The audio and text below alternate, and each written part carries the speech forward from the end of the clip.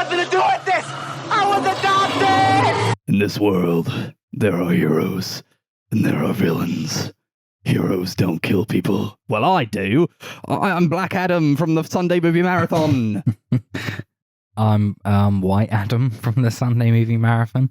Actually, I retract that. That's a bit of a dodgy one. That's a bit dicey, mate. Oh my goodness. I'm Girl Adam. What is this? Episode 82 of the Sunday Movie Marathon is what it is what it is. We're back together again. Wow. It's been so long. Maybe a week. Who's to say? Yeah. Time just goes so slowly when we're apart. Isn't that true? It has felt like the longest week ever for me, to be fair. Yeah, because you're on a pilgrimage Yeah, to the end of an era. indeed. The end of my current job. Yeah, baby. Yeah, boy. Goodbye forever. Sayonara to retail. Yeah. Can you sing goodbye as you leave? A I just tribute. walk through the goodbye shop and- with a jukebox Yeah. over my head. Jukebox in my head. That's got to be a song. If not, we're going to make it. Yeah. Sunday Movie Marathon original. How? Yeah. We all good then? I mean, I Yeah. know Chris must be fucking brilliant. Must be fucking over the moon. Yeah, I'm pretty exhausted, but Hey, but think about it. You could just go in and do like the bare minimum tomorrow and it'll be fine. What are they Yeah, going to do? well, Fire? no Ooh. different than ordinary. Yeah, stick it to him, boy. Never My do lord. anything for retail, people. I mean, well, you know what I'm talking about. Yeah. It's been a week. I watched the Black Adam trailer also. That was that intro. That was what the intro was. I watched the Black Adam trailer like twice. Is It that was, Dwayne Johnson? It's the new Dwayne Johnson Okay. DC Black Adam movie where he plays Black Adam. You guys watched that trailer? Yeah, I didn't even know there was a trailer till like 5 minutes ago. No, I remember seeing the poster yeah, and I that's thought all I that saw. looked really funny. Baby, you're missing out. He's got the lightning thing like Shazam. He's like a Shazam, but Like a bolt thing. yeah, he's like a Hawaiian Shazam, like a Samoan Shazam. What? Or So something. is he just like playing that guy from Moana, but like in real life? Guess that. Yeah, but not as beefy, and he's impenetrable. He can be shot a million billion times. You can't kill him because he's awesome. Is that like in his contract or something? He can't No, die. that's what Black Adam is. He just so happens Yeah, but that in like these- he yeah, lines that's- up with his contract. He's like, yeah, I'll do Black Adam. He can't get hurt though, and they're like, fucking perfect, mate. He can't get hurt. He's like, yeah, I know. That's my contract. He's like, no, Black Adam. He can't get hurt. So yeah, that's coming out. I forget when, but that'll be the next Yeah. big thing. Not soon enough. Not soon enough. Want it now. Want Black Adam now. The trailer was piss, by the way. Was it funny or was it just bad? Nothing. It was just like whatever. Oh, Like, okay. You watch it and you're like, okay. Oh, I was a slave and then I died as a slave and then I was reborn as a god and my son died for me and now I'm Black Adam and I'm impenetrable to bullets and I can catch rockets with my bare hands.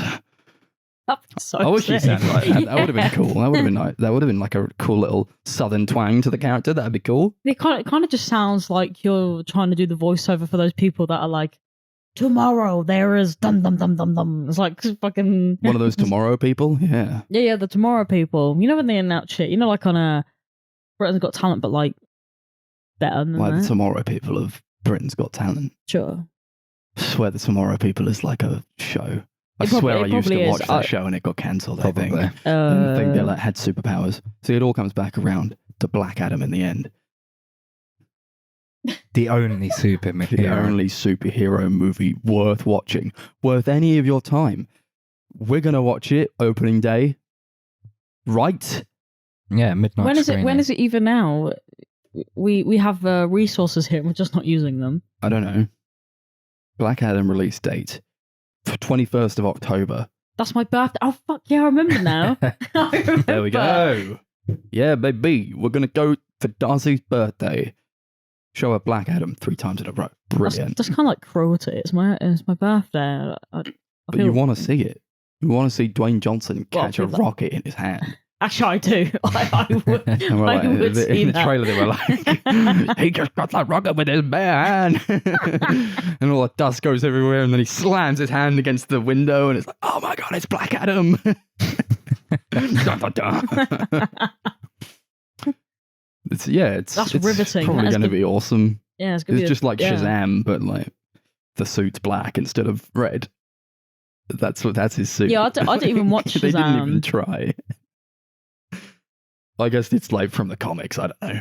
Whatever. Oh, must be. Black Adam Forever. I saw a movie that was not Black Adam, sadly. It was a much worse movie called Jurassic World Dominion. You guys seen this shit?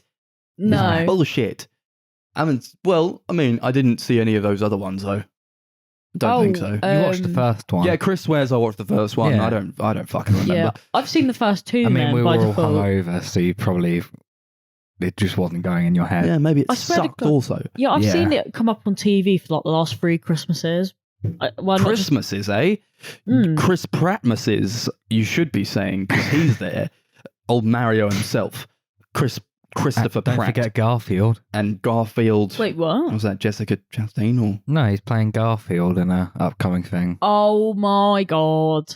He Right. needs to be stopped. Someone needs to put an end to let's this. take this one tragedy at a time, shall we? Jurassic World Dominion, it was the new Colin Trevorrow one. The last one that they're going to do. How are we going to survive without any more Jurassic World Park movies coming out? They'll do another trilogy, Jurassic Universe. Yeah, they'll reboot it as something Yeah. else. Dinosaurs in space. Yeah. Jurassic Another World. Do you know Another what? Jurassic I would not World. even be surprised. They all lived in like little pods on the moon Yeah. or something. Dinosaurs in space. This That's kind of sucked sick. ass, I'm not man. gonna lie. This was boring as hell. I was like, I just wanted to leave the entire time. It was, and like everyone was like clearly loving it as well. What, So that except made it you? just so much worse. To know that everyone else was loving it, and I was just like, fucking just let me out of it.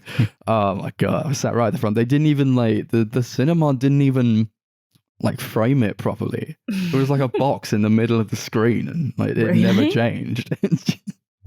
They could have just like scaled it like to fit the screen. I don't know why they did that. Then they could people like come into the theater as well, like the ushers or whatever, the people who work at the cinema, and they just like look at the screen. They're like, okay, and they leave. I don't get it. They're probably don't just understand. lazy. Yeah, probably. I have complained about that like before though, and I just know that nothing gets done about it. So like, Yeah. and in this one, I Mm. just like didn't care at all. I was like, well, am I really gonna go? Jurassic World Dominion is not actually all the way to the edge of the frame. Can you fix this, please? I don't give a fuck. Yeah, you would have thought if the other people would have noticed it, they might have said something. So maybe no one cared about Jurassic Park, and you were actually just hearing and seeing things. No, I mean, like it ended, and Or the people was like go someone- woo? no, but no, there was a really funny part where like it ended, and like immediately I was like, oh, thank fucking God it's over. And then somebody like to the kind of far left of me went, that was fantastic. I almost burst out laughing. I think I would have. It was really funny. That was the highlight. But it was also like, I will talk about the movie, don't worry. But like the experience of the cinema was, it was just like there was a person like behind us. Like I went with Connor, friend of the podcast, one of the previous co-hosts, and he really wanted to see this movie, but there was like somebody behind us like coughing the entire time. I was like, didn't we like just What? Not even with their mouths yeah, covered. no, nobody was wearing a mask. Nobody was wearing a mask. You don't need to wear a mask anymore. Yeah, So, no, like no, that's fair enough. But if you're gonna cough, like you can't be spitting all the particles onto like I don't know, like your hair behind you and like other shit. It's gross. yeah, it was very distracting. Mm. It was like they started coughing, and then when they stopped, I was like, thank God. And then somebody to the left of me started coughing as well. This is like a call and response type of thing you got going on. Like, did you organise this? Yeah, but it's probably a bit like yawning when someone starts it. You kind of catch it off of them. Mm. The movie is like dreadful though, and I think it was like it felt like it was about 2.5 hours long. It is. Yeah, there we go. So it's like needlessly long. I couldn't really tell you what it was about. Like they have to go and find a dinosaur, I guess. It was really Okay. fucking boring.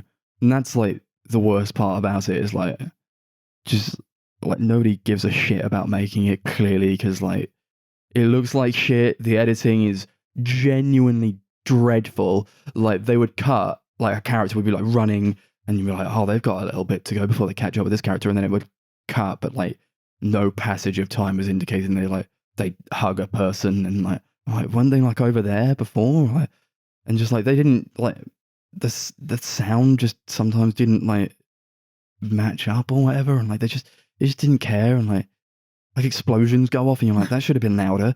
Like I just like what was going on here? It's like they didn't like they really wanted to like just get it over and done with. Like it's just they don't care about like the Jurassic Park movies clearly, because you got the old guys coming back, the guy from The Fly and the girl from David Lynch movies and the guy from Possession or Possessor or whatever the fuck. They're all back, and then they're like, oh, fuck this, man. Like they just don't care at all. They're like, we gotta go into the facility where they've got the bugs and they've got the locust, because there are like a bunch of locusts that are like to take them out. There's like a plot where Chris Pratt has to find a dinosaur, and then there's another plot where Laura Dern and Sam Neill have to like find, like they've got something to do with, like they bring them in and they're like, you gotta figure this shit out, Laura Dern. And she's like, I guess I'll try. And then they go into like a facility and there's like a load of locusts there, and they're like, they're huge. They're huge. It's like a plague. And it's like nothing gets done with it. Like you want like a story. And I tell people like, yeah, it was like unbelievably. It was like the worst movie I've ever seen in the cinema. And people are like, that can't be true. I didn't want to believe it either, but it is genuinely awful. And I don't really have much affinity for those like Jurassic Park movies. Like I say, I've watched the first one and that one's fine. Jurassic World, I don't remember it, but apparently I watched it twice. That's kind of a testament to that series in itself without even saying it. And there's like I don't really know the characters, so it's like, I guess already going in, I'm like, okay, I don't really know what's going on because there were 2 movies before this and I didn't watch them. But I suppose I would. That doesn't mean that it should have been like completely awful though. It's like they go everywhere, and it's like, what are they doing now? I don't know. I've thrown a dinosaur. There aren't even like that many dinosaurs. They should have had more dinosaurs. You want like the really cool like animatronic stuff from like those original movies that they did. There's like a little bit of that in here, but like not for like the big ones that you want like the big like T-Rexes to come out and be like, it's real, because that looked so good in that first Jurassic Park movie. But they don't do that now. It's like all CG. And it looks like shit. It looks genuinely awful. Like I don't know what they were thinking. It was pitiful. I was like, what the fuck is going on? And these people to my left were like constantly laughing. I was like, do they hate it, or like are they laughing at it? Yeah, maybe they were just there to laugh at it. Maybe, but it's no, because possible. then like it finished. You'd be like, that was fantastic. All right. Are you kidding me? Like maybe there's something I'm not seeing here. I don't know. Was that meant to be ironic? Like, I guess it was depend on how it was said. Maybe it was like a, haha, that's so cool laugh. No, I meant like, when you say like something's fantastic, it's the way you say fantastic is whether it's like serious That's or not. exactly how they say it. That was fantastic, with that like emphasis on the tastic. So they really loved it. Yeah, I think they must. I think. And I just got out. It was like that was like the worst thing ever, and then because I was Connor, who was like, yeah, it wasn't that good. Worse than the last Star Wars. Yeah, absolutely, yeah. Because I mean, and I would rather watch like what Rise of Skywalker was that one. Mm-hmm. I would rather watch that like a million fucking times over Jurassic World Dominion, because there's nothing to this. There's like no story. It's just like you watch Chris Pratt ride a motorbike and he goes down some like streets and they go all over the world, and then like dinosaurs chase him, and then it was like a Fast and Furious movie a lot of the time. but with But with dinosaurs instead of cars. dinosaurs, That's pretty cool. Do you know what, that's actually a cool concept for a movie. Fuck this, I'm gonna go see this movie. Like, I was asked afterwards because I saw F9 with Connor as well, and he said, "What would you rather watch, Jurassic World Dominion or F9?" And I said F9 because that was actually funny.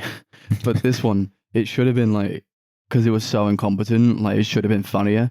But it goes down that road of like being entirely boring instead, which is like the worst thing a movie can be. Yeah, so like not The Room bad, but great, just bad for being shit.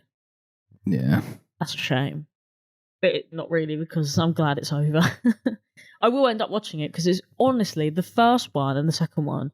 Like you just see him on like ITV every Christmas at the moment. So you know what? I'll probably end up watching that film by the end of the year as well. Yeah, I don't really have any affinity for the saga, so I wasn't going to bother. Like, I liked the first one a lot as a kid, and it's still like a decent movie. The second and third one sucked. Jurassic World, I don't remember at all. I remember it being like really bland and uninteresting. It is exactly how you think it is. Yeah, looks like shit. The editing is what got me. Like, it was like genuinely awful.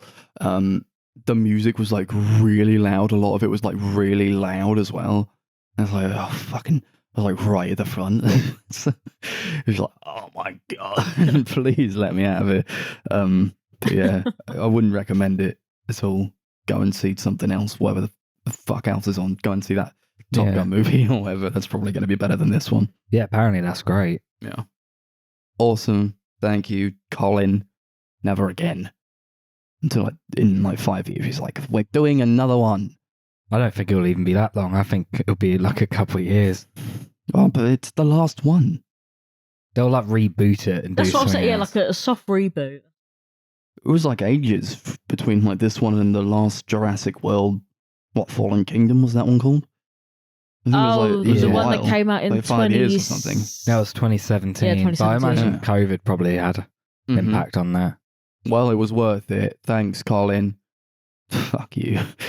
Um, Ouch. another one. We saw another new one that I went to see. I was like, Chris, we got to go see Men by Alex Garland. Because it's like, okay, I'm going to go see it. Don't worry. Like, it cancels on me 4 or 5, maybe 6 times. And I'm like, fuck you. I'm just going to go. So I went, I saw it. And then a couple of days later, Chris went and saw it again. And I was like, okay, well, I will go and see it with you a second time. Because it's one of those. It's one of those that you have to see. And then you have to see it again. But if it's not your cup of tea, I guess it's like, if it is the kind of movie you have to watch like a second time, I don't know how much you're going to get out of it. Yeah. Alex Garland, director of the hit movie Ex Machina and also Annihilation, and he did that Dev show as well that I talk about a little bit, maybe back in the day. I don't know. Yeah, and he wrote a load of Danny Boyle stuff like Sunshine and 28 Days Later. Yes, he did. He's a great dude. I like Alex Garland a lot. I think he's done some pretty weird stuff, pretty interesting things. He's like a sci-fi lad. Loves his sci-fi. Men. It's not really a sci-fi. It's not. Jesse Buckley goes to the countryside, and there are men there, and they all look like that guy. Oh fuck, what's his name? Rory Kinnear. Rory Kinnear. They all look like Rory Kinnear. Yeah, they're all played by. They're all him, and she's dealing with stuff. Trauma, perhaps. What do we think then? What do we think? You only seen it once, Chris. Yeah. Darcy didn't see it because she didn't want to. What did you think, Darcy? I'll let you guys talk. I'm incredibly, incredibly mixed about this movie. Hi. Darcy's joined me on the sofa. Oh, I felt really busy. Fair enough. Yeah, I think on a technical level, this film is really great. I think visually, there's a lot of really interesting stuff going on. I love the idea of having Rory Kinnear play every character. There's a lot of like really weird like CGI sometimes used like to implant his face on people. Like there's a child that he plays where he has his face put on the child. It looks like so off, but it kind of feels like intentional that it looks like that. It's like really like jarring and creepy.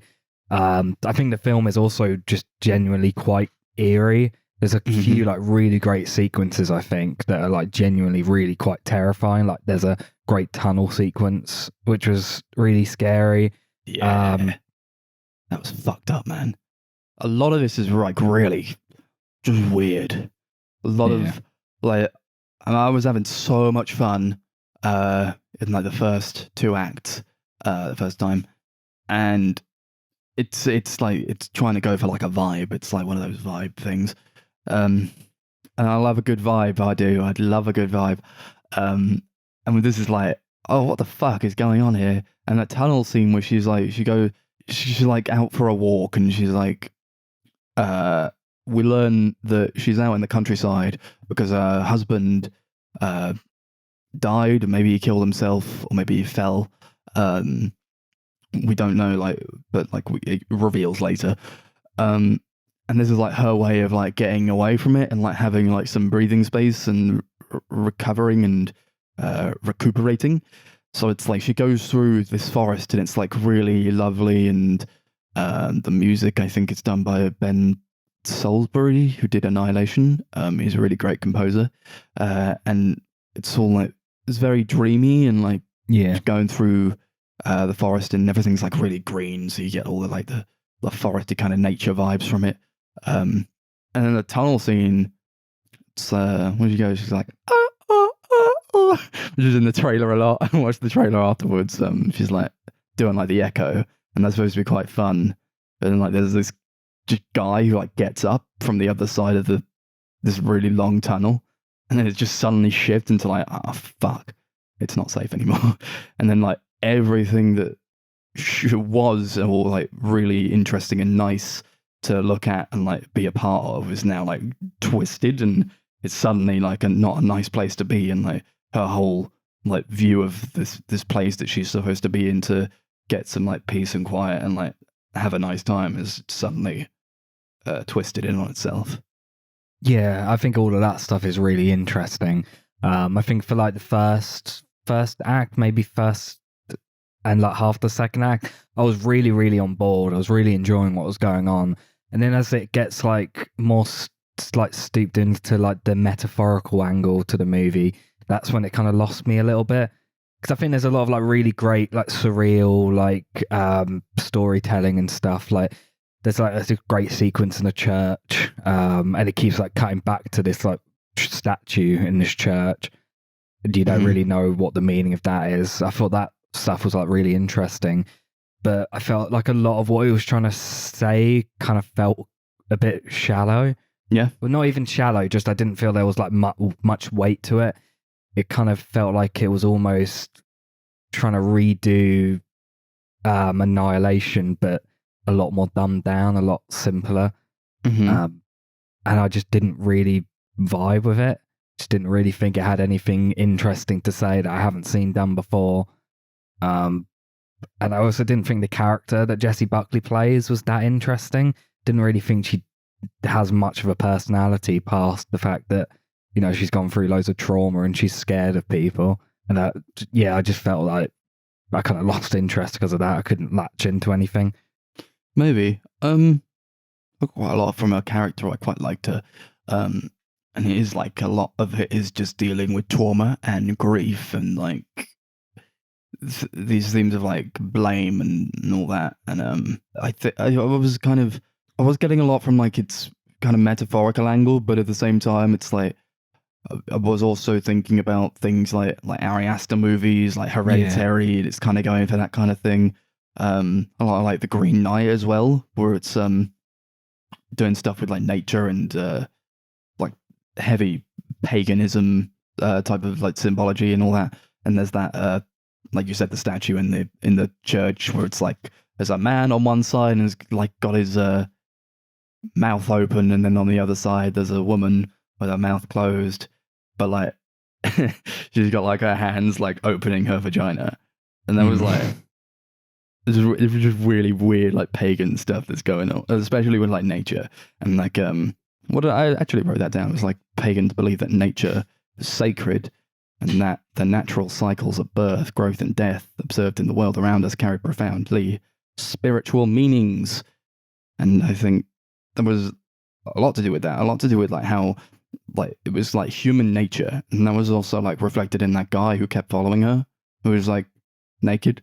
Yeah. Like sees him and she's like, that's fucking weird, man. And Lily like follows her to the house, and this is like really creepy, but it's like he's just a guy and he's kind of lost a bit, I guess.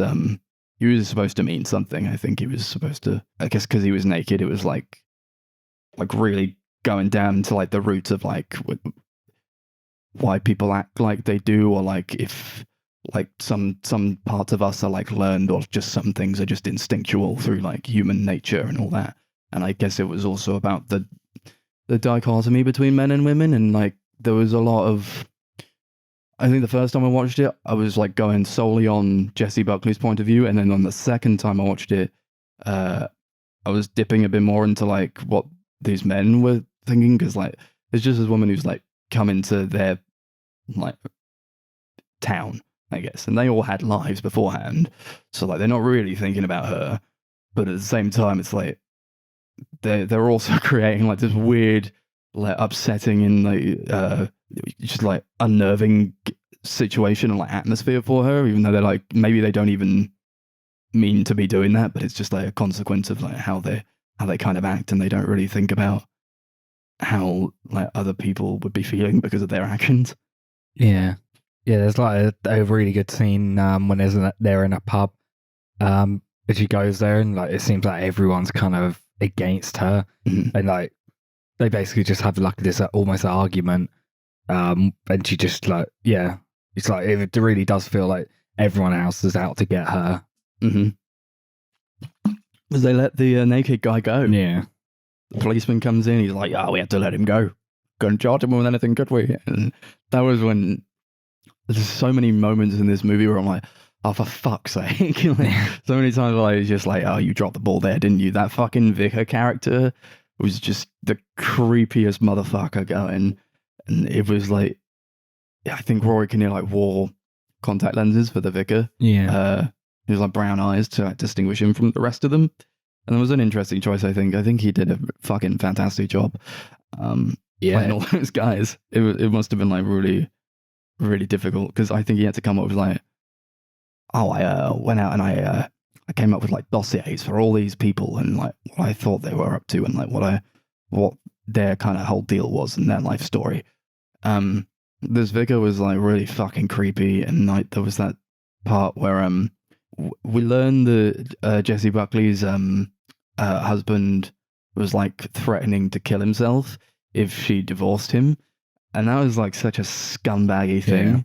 Yeah. And I guess like that's where like all the guilt was, and it's like this whole, there's a lot of like allusion to like the manifestation of her own guilt in a way, and like she kind of feels guilty for that, even though like she kind of doesn't have a reason to be, like she's not guilty at all, you know, because he did it to himself. But this vicar's like, don't you wonder why you drove him to kill himself? And that part was like, fucking fuck you. Oh my god. Then there's like a bit later on where they kind of, because there's like this really horrible scene where you see her like walk outside like the flats where he like fell, and like you see his corpse, like half of his hand has been like split open by this fence, and he's like obviously his legs are broken. And like later on in the film, as she's like getting attacked by these men, she kind of like reinforces like those like injuries on them. I thought that was really interesting. That was great. I love when she like stabbed the knife into the guy's arm, and then he like pulled his arm out of the letterbox type thing, and then like, he just like pushes the knife out through his fingers, and then like the knife drops on the floor. And that was like fucked up. That mirrored the injury on her husband's arm, and also he broke his ankle. So when they come out at the end, they've got like broken ankles, and that's like, that fucks me up, because like I just like did my ankle in like really badly. So that didn't help. But I think as much as I do like the movie a lot, I think it does lose me in that third act though, because it's like it is cultivating quite a vibe and it's like, what could be going on? Who knows? And then like just a bunch of men go into her house and like rush her house, and like she has to like talk to a couple of them, and that's where it kind of lost me, because it was like it went too much into its like horror elements, and it just like became a bit too obvious and a bit too in your face with it. And then like when the men, there was like a guy, the naked guy comes back and he's like covered in like leaves, and his skin is like leaves, and that kind of pissed me off a bit, because I was like, well, it's just like, it's kind of like the Green Knight, but it's also like, I understand what you're trying to do here. And then like he becomes pregnant, and then he gives birth to a man, and then that man becomes pregnant, and then he gives birth to a man, and then there's like whole cycle of like just these men giving birth to each other, and like I get it, I completely get what it's going for, you know. It's like a cycle. It's like you can't. It's like learned behavior, and you can't really stop it. And like this cycle of men, and like you get like the little boy who like comes out, and they all have Rory Kinnear's face, because all men are the same or something, or like it's trying to say something about how we learn from each other, and like nothing changes sometimes. But I don't know if that's what like absolutely what I was going for, but like at that point, that's kind of what I was thinking, and I was like, I kind of wished you hadn't made this Alex Garland, but at the same time, I really like that first, the first 2/3 of it. And I guess if it was like, if it had to be this, then I would prefer it would have been made by a woman, I suppose, because it's trying to go for like a lot of like his like a woman's experience, but I would just rather have seen that from a woman's point of view, instead of like having Jessie Buckley be directed by a man, I guess. Yeah, I kind of agree with that. That bit where like all the people were like giving birth just felt like it went on for so long. Mm-hmm. Must have been like at least 5 minutes of just that thing looping, and it was like really tedious. Mm-hmm. For me, like, I think like during the second act, I was a little bit on the fence, but it was like the third act was really what tipped me over from like thinking, oh, this is like a good movie, but I'm not too sure about it, to being like, I'm not really sure I like it at all. Mm-hmm. That's what I was thinking. I was like, the third act, like, it hinges on this, and like, if it fucks it up, then it's like you fucked up, and if it's like really good, then it's like you've made something amazing. But I was kind of disappointed by it, and that's a shame. I think probably it's like my least favorite from him. Yeah. And I did think a bit less of it on a second go around. I was like, oh, okay, because like when the mystery's gone, it's gone, and you know what's going to happen. So it's like, if it hinges on like a second watch to like contextualize everything, then it's it didn't really do much in that area for me, I guess. As much as I think it does, like, it's trying to explore a lot of interesting themes, but it's also nothing that I haven't already gotten from like other movies that I think have done these things better. Yeah, I completely agree with that. It's a shame, you know. I'm going to talk about some positives. Fuck it. So I do like how like she was as a character, and I do like her like dynamic with her husband, and I do like those scenes where they cut away to like this is why she's in this situation. This is why she's like not feeling too good, or like she might be a bit off with some people, and maybe not.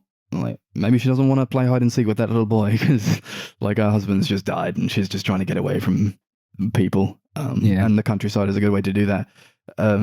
She lived in London, so like everything's like really bright orange with like the sun setting, and I guess when they cut back to London, it's all like the whole entire thing could have probably taken place in about a couple of hours. And all like their arguments, like her and her husband's arguments, were like really fantastically acted, and like they were like screaming at each other. I was like, fucking hell, oh no. And he just came across as like this massive cunt the whole time. I was like, only an absolute asshole like threatened to kill themselves if like they were being divorced. Like how dare you? Yeah, it was awful. Yeah, and I guess Golan's kind of going for like a women don't owe you anything sort of way kind of thing, and I appreciate that in a kind of way, but it's also like, yeah, okay, I get it. Stop shoving it down my throat. I don't know. Yeah, that was kind of how I felt. Just like I felt like what it was going for, it was just like really trying to throw at you. Yeah. I like how it kind of cuts back to her in the church though, because it is like she's in London and she's just like screaming, and then it cuts like hard cuts to her screaming in the church and all that, and like all the light from the church windows is like going down onto her, and it's so great. And there's like a really nice shot of her after that where like she's sitting in the in one of the chairs, and like her hands are like to her face, and it's quite dark, and it was like imagery of like an angel, like one of those like weeping angel statues. Yeah, and that was, I think, a lot of really great shots in this movie. It's like the cinematography is so well done, and the music is fantastic, and it's just there's so much going on. It's just a shame that it doesn't stick the landing, you know. Yeah, that's the problem. You know, you can make a really great movie and have like a bad ending, and like that bad ending can possibly ruin the whole thing, because it kind of, that's what you see last, that's what you kind of remember the most. So it kind of like, if the ending's bad, and it kind of sours the whole experience. Yeah, it's a shame. I really liked that character that Rory Kinnear plays like right at the beginning, where like he's introducing her to the house, and he was kind of like the only guy there who was like nice to her the entire time, and he was like just kind of a little bit old, and he was like kind of trying to be chivalrous, or it's like, oh, I'll get your bags. I'll get the bags. I don't need to help me. You just sit there. And like he was talking later in the movie about how his father said like you got to man up or something to that effect. And I guess like I just got so much from that character, like specifically. And I think he grew up in like a time where like he was expected to be a man, and like like a man's man, and I guess that's how he grew up. But he wasn't like predatory, or he wasn't he was just like kind of, he was a bit weird. He was a kind of a weirdo, but he was quite kind-hearted, and I like that about him. Yeah, I like that character a lot. It was funny when he stole her car as well. He chucks her out of the car, and he tries to run her over with the car, and that was quite interesting. Yeah. And that was interesting when she like tries to drive away. That's what like you'd always think, like, why don't you just leave? And she tries to leave, but like she runs over this guy, and then the guy gets up, chucks her out of her car, goes into her car, and then tries to run her over. Yeah, it's like, yeah, you can't escape it. You can't escape it, because you can't escape men, I guess, or like the idea of like predators in that kind of way. It's like, you think you're just gonna like leave the countryside and go back to London? Like, if anything, London's probably, it might even be worse. Who knows? Yeah, probably. And also, sorry, one last thing. I liked her friend. She was she was in The Climb. Yeah, she's really good. I like her a lot. Yeah, she was good in that. Thank you, Alex. But I wish you hadn't. Well, I wish you hadn't. But I'm glad you did, I guess. Thanks. I guess we'll rate it out of Vickers, because he was creepy. Do you like that part where like he was sat on the bench, and like Jesse Buckley gets up to leave, and like he puts his hand where she was sitting, and then like some of his nails are like not like sharpened, but like some of his nails are cut, and like the index finger is like really long, and he like puts his middle finger into like the between where like the slats are in the bench. Yeah, that was disgusting. Yeah, maybe like on a second viewing I'd feel differently about this, but I'm not sure I really want to watch it again. I feel like I got most of what I could get out of it. I just felt like on a technical level it's great, and there's a lot of really good things about it. I just wasn't a fan of kind of the story and the metaphorical side of the film. So yeah, I guess I give it like 5 Vickers out of 10, but it's kind of a close 6. Yeah, I think it's about men, and it's about the dichotomy between men and women. It's also about divorce, I think, and like that breaking of vows, and like there was a lot of like religious symbolism in this, and I think like in some cases that's like seen as like truly dreadful if like you get divorced and it's like you've broken the vows and all that. Yeah. So I was getting a lot from that, and I was also getting a lot from like the nature side of it, and human nature. I gave it an 8 the first time around. This time around, I'll give it a 7 Vickers out of 10. But I do like it a lot. But I do think it probably is. Maybe it's his weakest, but I appreciate that he was trying to go for something different, and I'd like to see him branch out a bit more. You know, he doesn't have to stick to sci-fi the entire whole of his career. I appreciate the effort. Yeah, he's got a lot of talent, I think. Awesome. We watched some movies, and they were 3 of them biopics or biopictures. These are biographies within pictures. So they're about people who actually existed. What a crazy idea. So we've got Bronson, we've got Spencer, and we've got Anastasia. This is an episode full of just one-word movies. Yeah, I know. I appreciate that. Nice, thank you. Makes the title of the episode easier if I do the film. Yeah. Nice. So you went and picked the first one, Chris. So you go and you tell us what that's about. Yeah. So I picked the 2008 movie directed by Nicholas Winding Refn, Bronson. The film is all about Charles Bronson, who was like a notorious British criminal. The film's like all about his life, kind of what led him to becoming a criminal and his experiences in prison and how he became notorious for being Britain's most violent criminal. It doesn't really have much of a plot. It's literally just you're kind of watching the characters like grow.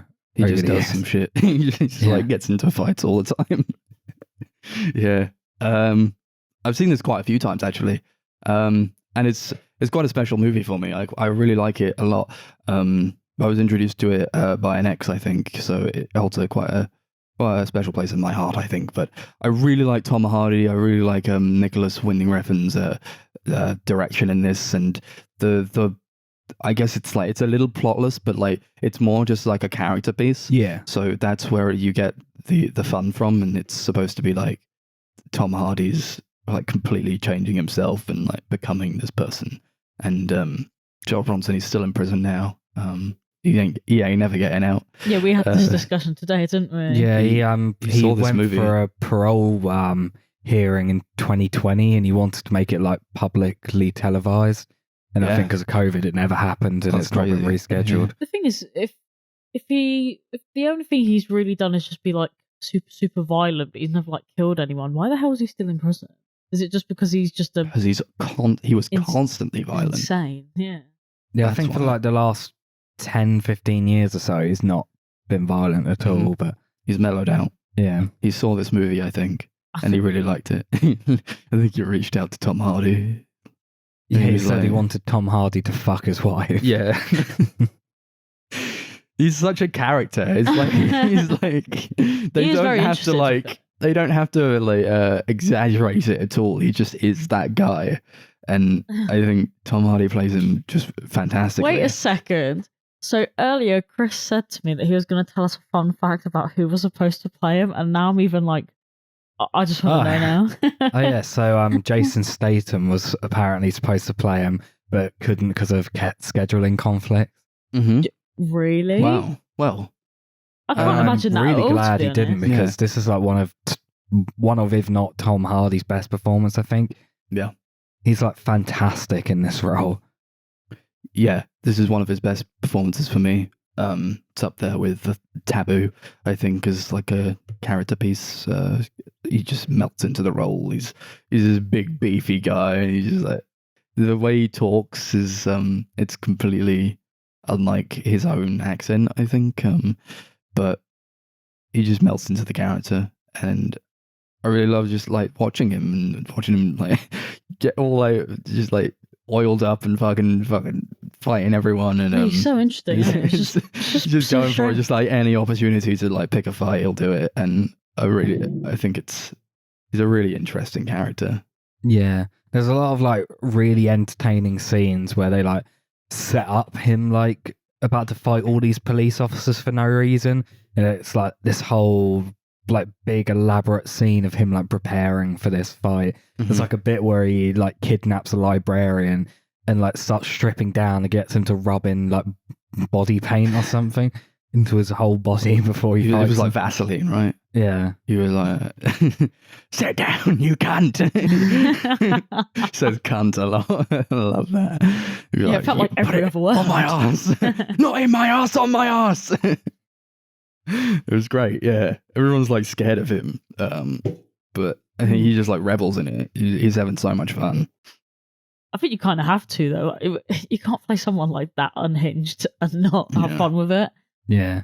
They became friends in real life because of the film as well. Didn't you say he sent his mustache to Tom Hardy? Yeah. Yeah, he like shaved off his mustache and sent it to Tom Hardy so they could make it into his fake mustache. I wonder if he actually did that. I wonder if he followed through with I feel like you'd have to. Yeah, you would have to. Surely. the time-honoured tradition, isn't it? That's great. So, Darcy, Hello. have you seen this movie before? I don't think you have. So I No, wanted to I get your haven't. reactions on it as a fellow Lutonite yourself. Did you find a kinship with Charles Bronson in this movie? I can't say I felt again. You've killed me, Max. No, but there was a couple of times where he'd be talking about Luton and I'd be like, "Way!" Yeah. like some like man at a Real football patriotic. stadium. Yeah. Wasn't there a bit where you went into an apartment block and you were like, oh my God, I know that place? Oh yeah, I was like, that's got to be Hockwell Ring. There's got to be Hockwell Ring. And Chris was like, it could be Hockwell Ring. He was like on that train, and that woman asked him where he was going, and he says, "I'm gonna kill the Queen." She says, "Off to London then?" Nah, Luton's where it's at. And then I did another one of those. Way. It's a really funny movie. It's so funny. He does it really well. And there was that point where like he goes into Luton and like everything. It's like a maze. He like walks down an alleyway and he gets to the end of the alleyway and the gate's like locked, so he has to like go the other way. He has to go right back where he came from. Yeah, that is what Luton's like. to be fair. It do be like that quite a lot actually. And they all are like in some parts of Luton, you got these really heavy like almost like cast iron kind of gates. You know, like the ones near the school. Chris probably knows because he's been up that way. But there's literally Yeah. just like heavy fucking gates. It's disgusting. Luton's a shit hole. No, I was getting well excited. Yeah. I was waiting for this like I don't know this patriotic like ramblings from him or something, and I thought he was gonna say something like Luton's a shithole, but it's my shithole, and I was like, oh, he didn't say it, so I can't even use it. Yeah, he says a lot of stuff though. There's a lot of weird shit. Yeah, I like how the film's like kind of like told by him. He's kind of like almost like an unreliable narrator, I think. He's like his Yeah. own character witness. Yeah. Because he's basically playing a character. Like Charles Bronson is a made up name. His real name was Michael, I think. I've got his name. Yeah, Michael. Michael something or other. His He's real got name. Peterson, Peterson. Michael or something. Peterson. Yeah, Michael Peterson. It was like Charlie Bronson was his fighting name. So he got into fighting, so he changed his name to Charles Bronson. So it's like he's up on the stage and he's playing all these different characters, which I really like, and I like him kind of narrating in that way because you do get it from his own perspective, and he's like talking smack to the audiences, like shut up. He's like telling them to shut up, and or just like stand in the same place for like ages and not say anything. He's got like a load of makeup on all the time. He's like playing like two characters at once. He's doing that. Oh, there's a name for it where you like put up half a woman's face on half of your face, and then And you just start talking to Yeah, yourself with a back that and was forth. all fun. It was, I do like how when he gets out of prison, he's like every time he's trying to be normal in front of everyone, it's just so funny because Yeah. he can't act normal in front of it. He's this huge guy, and like the way he walks, he's like It's like proper waddling stiff as well, around. isn't Yeah. It's like or even like when he was in prison, he was like doing like art therapy. It was like the art teacher had like so much faith in him, and he was like, "I'm gonna get you out, Charlie. Don't you worry about a thing. I'm gonna sort it for you." He was like, "You fucking what, mate?" Like, La Roche. You fucking what? Spanish, Should Charlie. have known better. Yeah. I love the way the film's like looks and the way it's shot. It has like this kind of like grainy sort of look, especially early on. It looks like at least the earlier scenes were like shot on film, and like I think there's a really great usage of colors throughout in the different scenes. Like there's like a great usage of red in a few like scenes where they're like clearly like trying to build up dread or hint things are going to get worse. I think it's like really interesting how it looks. Yeah, like kind of like neon-y at times, and Yeah, I mean that's just like Winding Refn's trademark, pretty much. yeah, kind of. I mean, it's like trying to go for that time as well. It's like like the 80s or the 90s or something. Yeah. It does feel of that time. And he's very like he's kind of a character out of time, but it was interesting that like he didn't really feel at home like outside of prison. That's why he was out of prison for like 69 days, I think, and then he's just like, oh fuck this, I'm going back. Yeah. And they like had to discharge him from prison because he was so expensive to keep in there. The worst reason to fucking release someone from prison. You're costing too much because you're getting too many fights. Like, Yeah, could you believe it? I could imagine like other prisoners trying to take suit on that. Like, if I'm so expensive, you'll just let me go. Good business plan, actually. To be fair. Yeah, there's a bit at the end where they're like he has spent this many days in prison, and there's like only 4 where he wasn't in solitary confinement.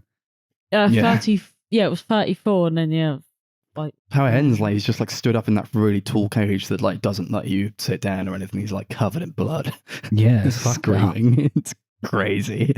There's so many crazy shit. It's like almost Lynchian in a way because it's also like it's quite a quiet movie as well. It doesn't like go for these like bombastic like here's an action scene and then it like plays like a bunch of music. It's just it's like there's no music in the fight scenes. It's just like him beating the shit out of people and like Yeah. Except for often like losing. at the end when there's like a diegetic like piece of classical music playing as he fights. Yeah. Did you like when he killed that paedophile? Or like he tried to kill the paedophile? Yeah.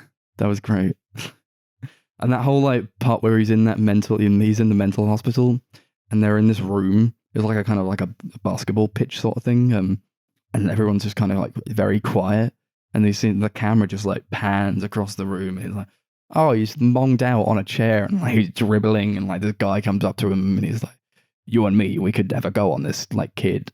And he's like, he's like really straight. He really wants to like hurt him. It's so funny. Yeah, I really love that shot where it's like going through the room as this guy walks in and like you see Charlie for like a second as they pan past and it doesn't stop on him or make a big deal of it. That's like a really interesting decision. Yeah. What was he going to do? He was just sat there. Couldn't do anything. It was like 12 monkeys or something. I think the only problem I have with like the way the film's structured, like coming from him, like basically narrating the whole thing, is it because it's like from his side, it almost feels like it's like justifying his actions or like kind of like being in favor of him and what he's done. Do you think? I mean, yeah. At least that's what I get from it. I don't know if like it's intentionally trying to go for that or whether that's just my it's quite interpretation. sensational, I suppose. Yeah. He was a sensational kind of guy.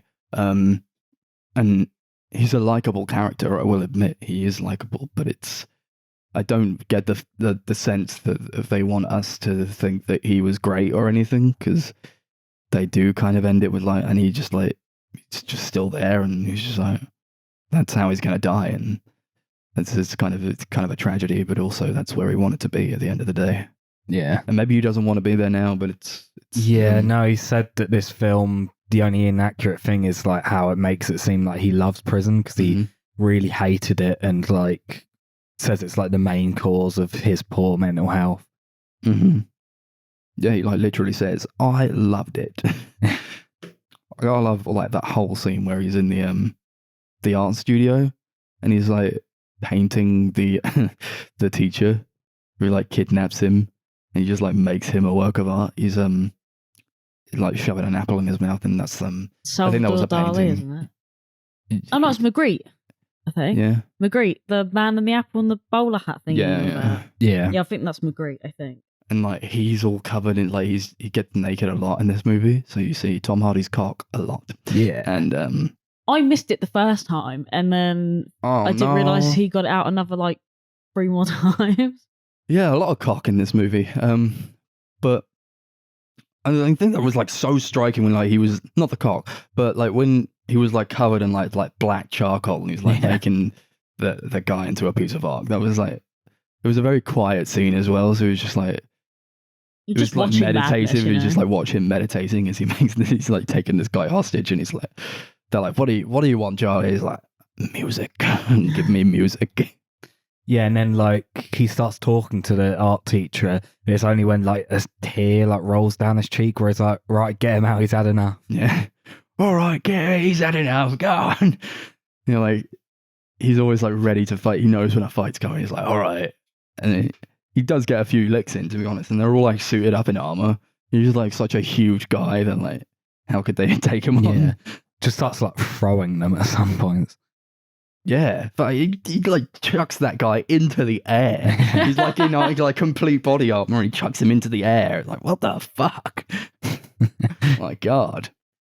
Well, apparently in like real life, he did like 5,000 push-ups a day or something ridiculous. That's not true, surely. I can imagine that though, because what else are you Yeah, gonna he's do? in solitary confinement. He can't do anything. Yes, that's fair. Yeah, he was beefy. Yeah. This is what you want him to be. Now I'm just thinking about him like doing push and just like counting to 5,000. Well, that'd be quite Yeah, you'd the lose task track, to do. surely. Yeah. It's not like I don't think he could have done that. It's like I think he'd just lose count. Yeah. Really. I have trouble counting to, like when I'm doing push-ups and all that, or like when I'm exercising, you just like lose count of like I can do like reps of 10 and I just fucking forget. I'm like, oh, well, I gotta start again. I do really love the way the film like pace wide just kind of like runs. It feels very anarchic and like fast. It's like quite a short movie and it does like fly by because like everything's like moving at like 1,000 miles a second. And I feel like that just kind of like fits the character so well because he is this like really confrontational, aggressive, like fast moving, like sort of guy. It just kind of suits it. Yeah. And I guess when he's out of prison and he doesn't have a reason to fight anyone anymore, that's when it like kind of slows down a bit and like you feel the pace kind of slowing down a little bit, but it's because like he's slowed down in life. Yeah.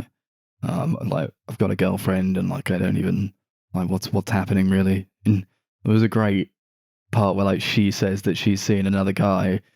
She says she's gonna marry him and he goes like, oh, congratulations. And then he like, has to put himself back in prison by stealing that ring. It was great. Yeah. There's a bit early on where he like has a girlfriend and they have a kid together and like they're never brought up again after he goes away. Oh yeah, because he gets put away for 7 years or something, and then you just never see her again. It's interesting. He's got a really fascinating life. Yeah, I've like read stuff about how his son sees him. I think I don't know all that much about it, but yeah, I think he is an interesting guy, and it's a bit sad like right now because like he's kind of over it, and I guess he's probably got a lot of regret. Yeah, Probably just doesn't want to be there. Yeah, well, he's 69, so he's like probably near the end of his life as well. So I imagine he would want the last few years out. Yeah, because how old is this film? What year was it from again? 2008. Yeah, and add on those years that he's still been in prison. Yeah. It's like longer than like most people's lifetimes. You know? Yeah, although maybe it'd be like a Shawshank Redemption sort of thing where he's like that guy who gets out of prison and has no purpose in life and tops himself. Oh, that was no. But he didn't have any family to go back to in that one. That's true. Now we're getting into some dicey territory just talking about this guy's actual life. But I mean, I do think it's a good movie for that, and it's kind of plotless in that way that life is kind of plotless, but you go from one thing to the next, and it's like, I guess we're doing this now, and he goes into like he gets out of prison and he like goes to fight for that guy because like he found him in prison. He's like, impressive set of guns you have there, might be handy in a fight, and like gives him the tea. Yeah, he's played by I think he was in Hands from Peep Show. That guy, he's great. Yeah, that was a fun little entrance. I was like, ooh. Also, like when he like steals the ring to like give to his girlfriend, and he's like, "Don't call the police for 10 minutes, 15 minutes." Yeah, he just leaves. Yeah, and then afterwards, when he gets arrested, he's like, "She kept her word and didn't call for 15 minutes." That's funny. You like text that guy who was just there. Like, what you gonna do? Yeah, it is a really, really funny movie. I think Tom Hardy has like really great comedic timing. He does, yeah. And I think it's just edited really, really well, so that helps as well. Mm-hmm. Yeah, yeah. It's like it is one thing, is the next thing, and then it's like over. And I think it does a very good job of that, and it doesn't overstay its welcome. It's in and out, and that's what it should be. I think it's Yeah, I do actually think if it was any longer, then it probably would have overstayed its welcome. I think that its like current time is kind of perfect for what it's going for. definitely, yeah. Oh, I like how It's a Sin played when he was in the mental hospital and they were all dancing. That was great. Yeah. And like dancing over slightly, it was like as It's a Sin plays, and he was like kind of coming to and like trying to get away from it all. That was fun. Darcy wasn't impressed because she hates Pet Shop Boys. You don't like It's a Sin? I guess not. Sorry, everyone. No, I just don't like either. Yeah. Saying that though, I thought it was pretty cool because I was like, oh, that looks like a cool little party because they're all like doing their little hand movements, like doof, doof, doof. All whacked out on pills. Yeah. Yeah, all having a great time. Yeah. Awesome. Yeah, I don't really have all that much to say on it because it is quite a simple movie, and it's like it's tight. You know, it's very tight, and I think the main pull is like Tom Hardy, and he's fantastic. I think he's just an actor. You know, he has no qualms about taking like unflattering roles. He's just a guy, and he's doing it because he's interested in the part. Yeah, and he obviously I really loves like to that about act. him. There's no ego there. I don't feel. Yeah, I feel like very few actors would be willing to strip completely naked as much as he does. Yeah, true. I mean, fair enough though. Yeah. Awesome.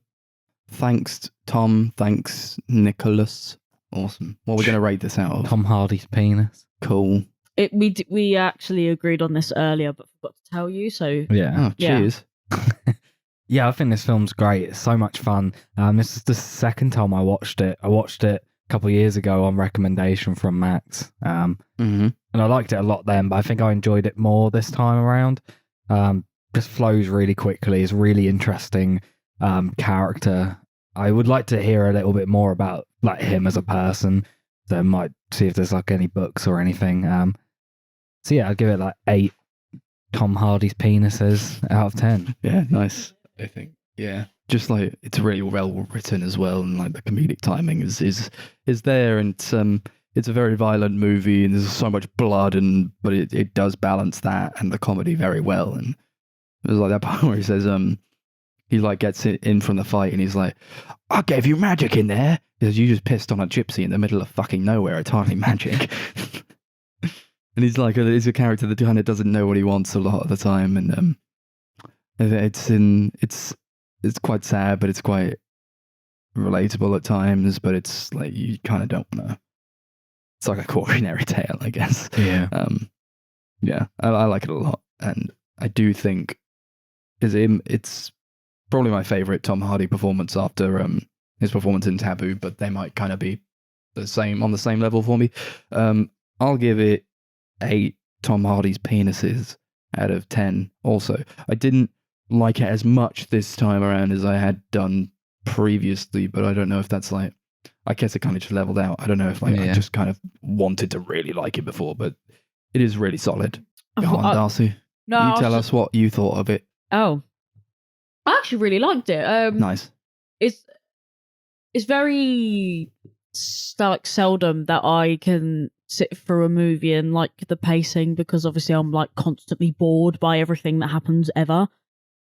And I was just kind of just having a good time with it, because it was just kind of like, it was kind of funny, but then like they talk about like, you know, the hometown, and I'm like, oh god, yeah, because he has that line where he's like, Luton, it never changes, and I was just like, I just couldn't stop laughing. I thought, yeah, that's so accurate. Like it was reliable, right? It's like looked the same for like the last 15 years. But I'll probably watch this again like, at some point. Maybe I'll watch it with a bunch of people from Luton so we can all just take the piss out the of it. Luton massive. Yeah. Yeah. So I'm gonna give it 8 Tom Hardy's penises out of 10. But this is very hard to say. Yeah, it's like a tongue twister. Yeah, He was an alright guy. You said I wasn't bad. I had my principles, and he kind of did, you know. Yeah, he didn't kill anyone. Yeah. Well, he wanted to kill a paedophile, and I think that's pretty that's admirable. moral. Yeah. More power to you. There we go.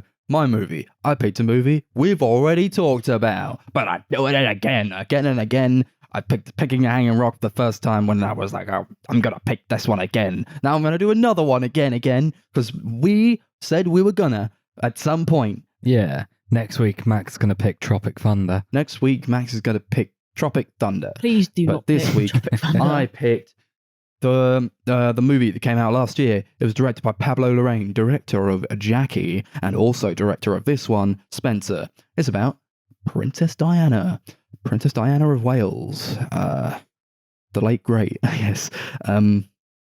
It takes place over 3 days. It's on Christmas Eve, Christmas Day, and Christmas Boxing Day, and I think it's set in 1993, and it's about her in this kind of weird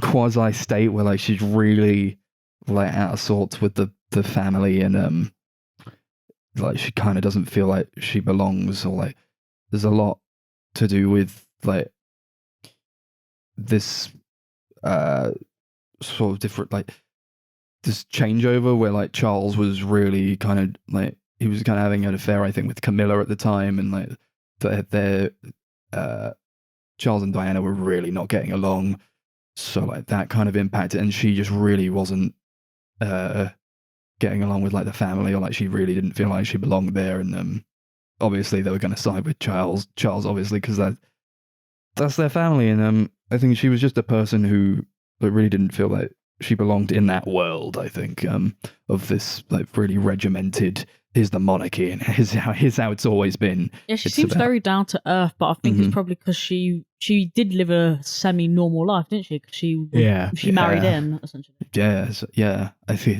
it's you got a lot about female repression and empowerment and individuality, and the power of the individual.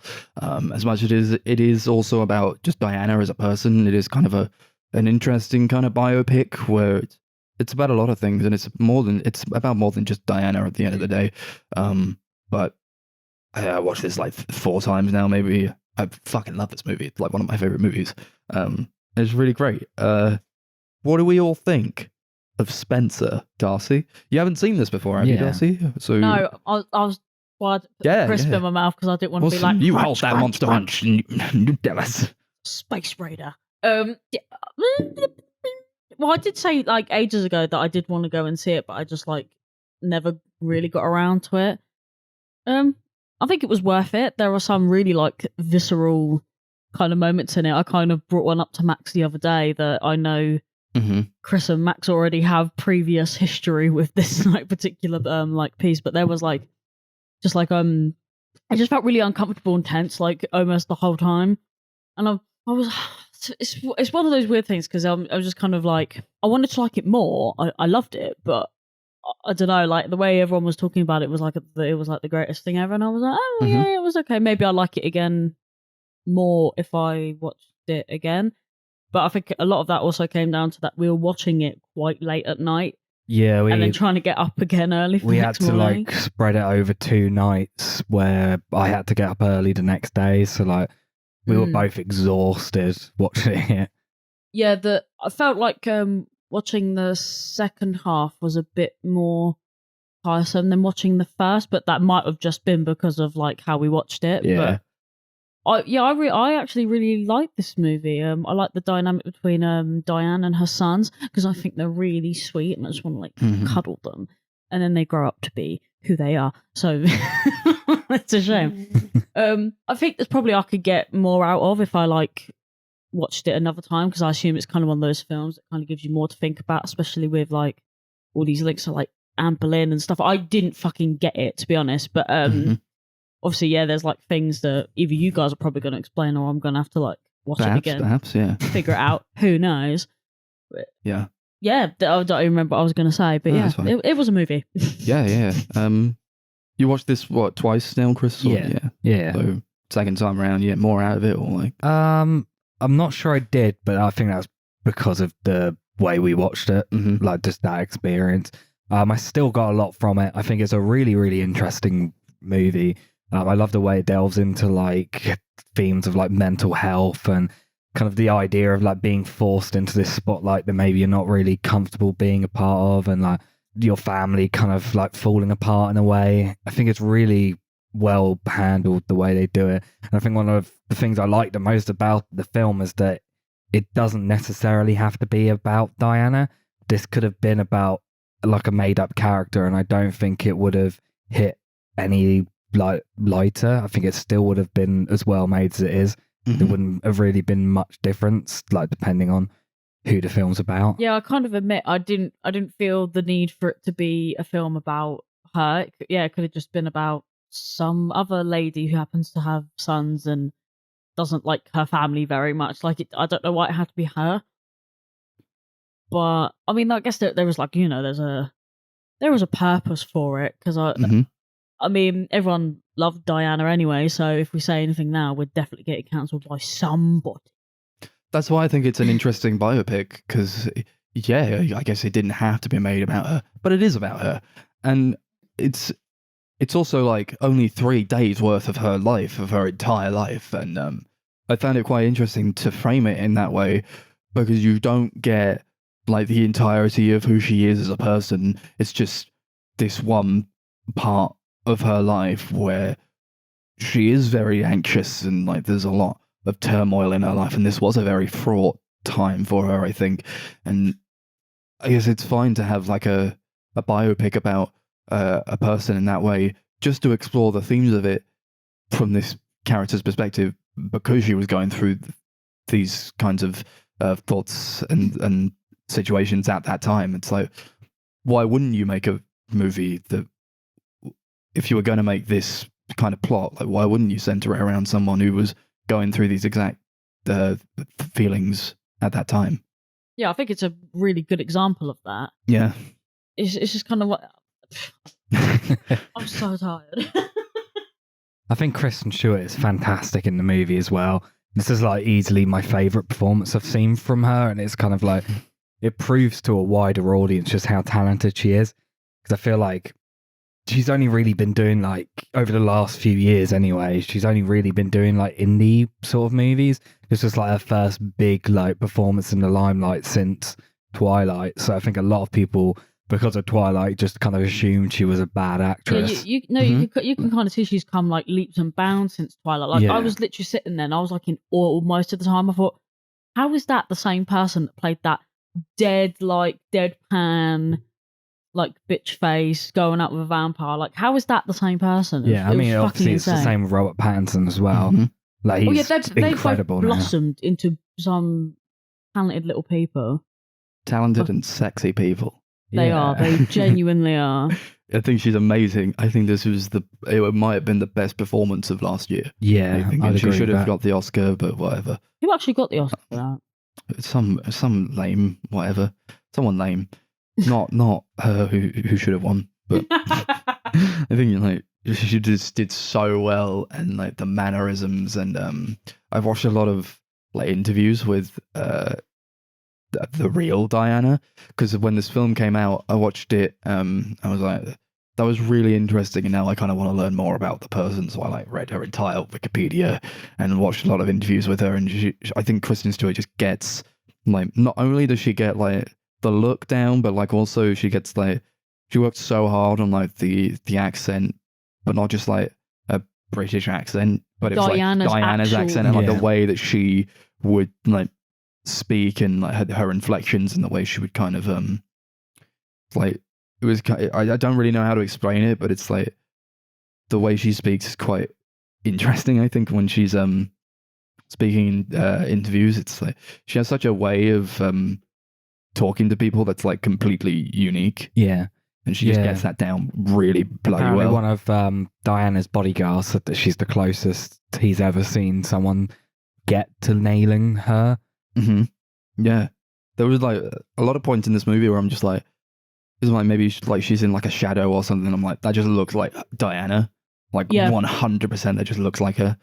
It was very unsettling how real she actually looked. But that's what I would want, you know? And I told my mum to watch this movie because she loves Diana. And she saw it and she hated the movie. She was like, "That's not my Diana." Oh my And I god, was thought, she that woman who put a review on IMDb. IMDb? Yeah, I read a review No, my of mum did someone. not put a review on Because IMDb. I'm telling you now, what you just said word for word is exactly what Yeah. Chris said was in this It was review. like it was like a 1-star, like 1 out of 10 review, where they were like, "Oh my god, this isn't what Diana was like. This isn't how she treated the royal family." And then there was a bit where I completely lost all faith in my beloved Diana. That's interesting. I think because she was the people's princess, people felt very connected to her. Yeah, I think, and she was just human though, wasn't she? Like she the humanized royals. the monarchy in that kind of way, and that's like they needed her, but they kind of shut her out a bit. And I think it's easy And enough killed to her. say, well, maybe. Well, I was going to say that, but I was going to wait to bring that one up. But I think it's easy. Well, we'll talk about it. But it's easy enough to say that's not my Diana. But it's also like this is like 3 days in her entire life. You can't imagine like what she was going through. Like I don't know. All I know is like what I get from this movie, and I think it's Yeah. just an interesting and very real portrayal of someone who's very relatable and very. It's like the underdog fighting against the powers that be, and like we've all been in that kind of situation where we're like fighting against something that's like colossal and so much bigger than ourselves, and there's like a lot of emphasis put on like they can't change, you have to change. Yeah, I don't know how much of it, of like people saying, "Oh, that's not my Diana," comes from the fact that she was always kind of like presented as this like really strong, powerful sort of woman, whereas this movie kind of portrays her at her lowest, at kind of like her weakest, where she can't really, like, where she isn't really strong. Yeah, I don't know. I think people get a lot from the fact that like she wasn't like a strong, powerful woman, because that's what they already get from the monarchy. Yeah, they like the fact that she was real, and like, yeah, she fucks up and we fuck up, and like she's got problems, and she shows her problems, and she did talk about like how she would self-harm and like her bulimia, I think, and that was all like it's explored in this movie a lot. It's also explored in The Crown, which I think you guys watched a bit more of, if I'm Not yet, no. yeah. No, but I watched that, and that's also explored in there, and I think it's good. You know, you shouldn't shy away from these guys because they are human. They are all human, and there's, I guess maybe it could put a bit too much emphasis on like these royals are bad. These are bad people, but they do kind of go into it, and it's like none of them are like Charles isn't bad. None of them are completely bad. You know, and Charles is in it for like 2 minutes, isn't he? Yeah. Yeah. I really like that about the movie is like they only say the names of like Diana and her sons and like none of the other royals. And that's like you have to infer who these people are. But I do think they do a very good job of it. If you already know like who the royals are and like who you should be looking out for, like you know that the guy playing Charles is Charles, who did a fucking fantastic job. I forgot his name, but I'll get it up later. But like, you know who all these people are. You know who the Queen is, and you know who Philip is, and you only see like the back of Philip's head in one scene. But like, He's got a distinctive head. it's Jack Farthing who plays Charles. Yeah, he's really great. I like seeing him like in the movie. He's like short, cropped hair, and like how Charles looked. But then like in the interviews, his hair is like really long. It's like, he looks like a rock star. What a hero. Yeah, he's great. I also really like the character that Timothy Spall plays. Yeah. He's Major he's cool. Gregory. It's a really interesting character, and I think that he was there to like watch Diana and like keep an eye on her. But I think he does kind of play a bit more of a metaphorical role within the movie, and he's not just like this one guy who's like, I'm gonna look at you. Yeah, part of me thought he was like not real because he just like appears out of nowhere, like when she goes into the freezer to like eat the big fridge to eat the like chicken, and he's just there. Like, how did he get there? He was just there. There's that scene at the end where he's putting back the book of Anne Boleyn, which kind of like hints at the possibility that maybe he was the one who gave it to her and like planted the idea in her head to begin with. Yeah, And like freaked her out. that was all great.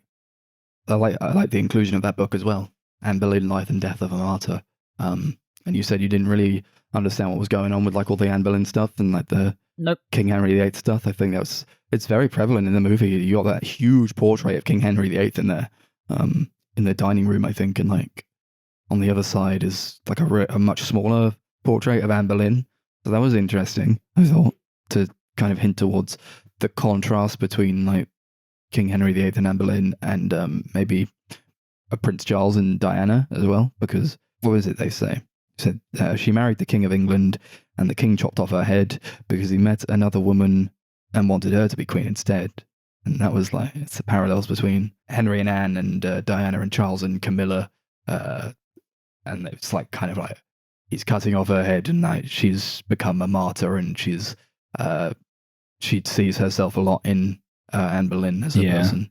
I really like that. Like in that scene with the portrait, like to the left of that, there's portraits of Anne Boleyn and Jane Seymour. Jane Seymour being like the person he married after Anne Boleyn. Yeah. So that's kind of like obviously linked into that as well. It's like quite a few like connections to Anne Boleyn, like just that they had generally. Like they both had sisters who like almost got with royals. They were also like big like style setters and fashion icons of the time. They like both kind of came up against the court and like the whole tradition like side of the monarchy and stuff. They also like both like came out predicting their own deaths. Oh wow. Which is like really strange. It is strange.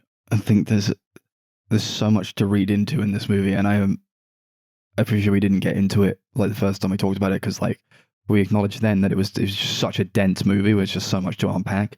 And I would hope that we can do that this time, but I also appreciate there's still like loads going on. Like you can't talk about literally everything, but I do get a lot from like that parallel there, and I think it was really interesting when she was like reading. It was like, "Oh, death rocked me to sleep," and like it was kind of calm when she like Diana was reading it from the book, and then she sees Anne Boleyn, and then she says, "Diana, oh, death rocked me to sleep," and then there's the gunshot fucking just penetrates through it, and it's like, "Oh fuck!" and she wakes up. It's a lot of horrifying stuff, and I think the movie's like kind of creepy. I think it's kind of a horror movie in its own weird way. Yeah, like, really unsettling. I just instantly thought about that scene that I thought was real, and then Chris went, "No, that bit didn't happen." Where she like pulls off her pearl necklace and starts eating the pearls. Yeah, that's fantastic. It's so good. God. Like most of this movie was just giving me reactions of. Yeah, it's kind of like, I think it's really interesting. Like tonally, it kind of blends like family drama with psychological horror. I think it's like really interesting. It's really like unnerving and like eerie at points. And you know me, I love a psychological. It's a psychological thriller. It is. It's like it's dressed up as like a drama about the Britain's favorite princess, you know, but it is tackling these darker themes and themes of mental illness and not like being oppressed and I guess the experience of women in that kind of way. And I really do like that scene where she like takes off the necklace, so he pulls off the necklace and like swallows the pearls, and all the strings and when they're in they're having music played to them by like this band, this concert band where they're playing cellos and violins, and then the music kind of shifts and it becomes like dissonant in a way, and like I guess the necklace was supposed to represent like a collar, and like he gave one to her too, and there was all that stuff with like Anne Boleyn telling her like he gave like Henry gave Jane Seymour a locket or whatever too, and like she had to pull the necklace off of herself to like free herself from that kind of. I guess it felt like a collar and like she didn't want to be like the same as Camilla, or like just feel like she was in that system just to be like there and like not her own individual person, you know?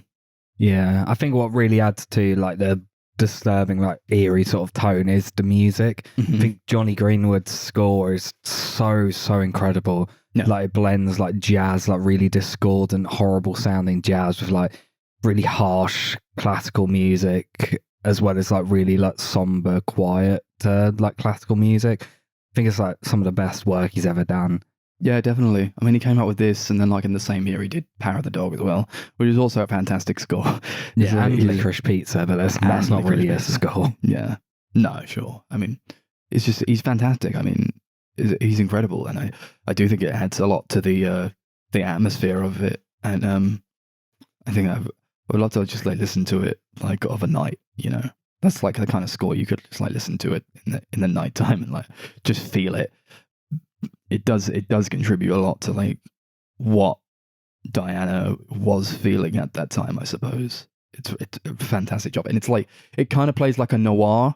Sort of, it's kind of going for like a noir, like kind of jazz score, and at times I found that to be pretty interesting, especially to like contrast like the anachronistic nature of the monarchy as well. Yeah, It's like they can't change, you have to change, because they haven't changed throughout all this time, and like we still have a monarchy now, and like it's been the same forever, and like you go into that world and you like you can't change anything. Like very few people have changed anything in that world. It is like a different kind of it is a different world in a lot of ways. And I guess we're seeing now more than we did back in like the 20th century. Is like calls to like abolish the monarchy, and I think like their popularity is like dwindling in an insane amount.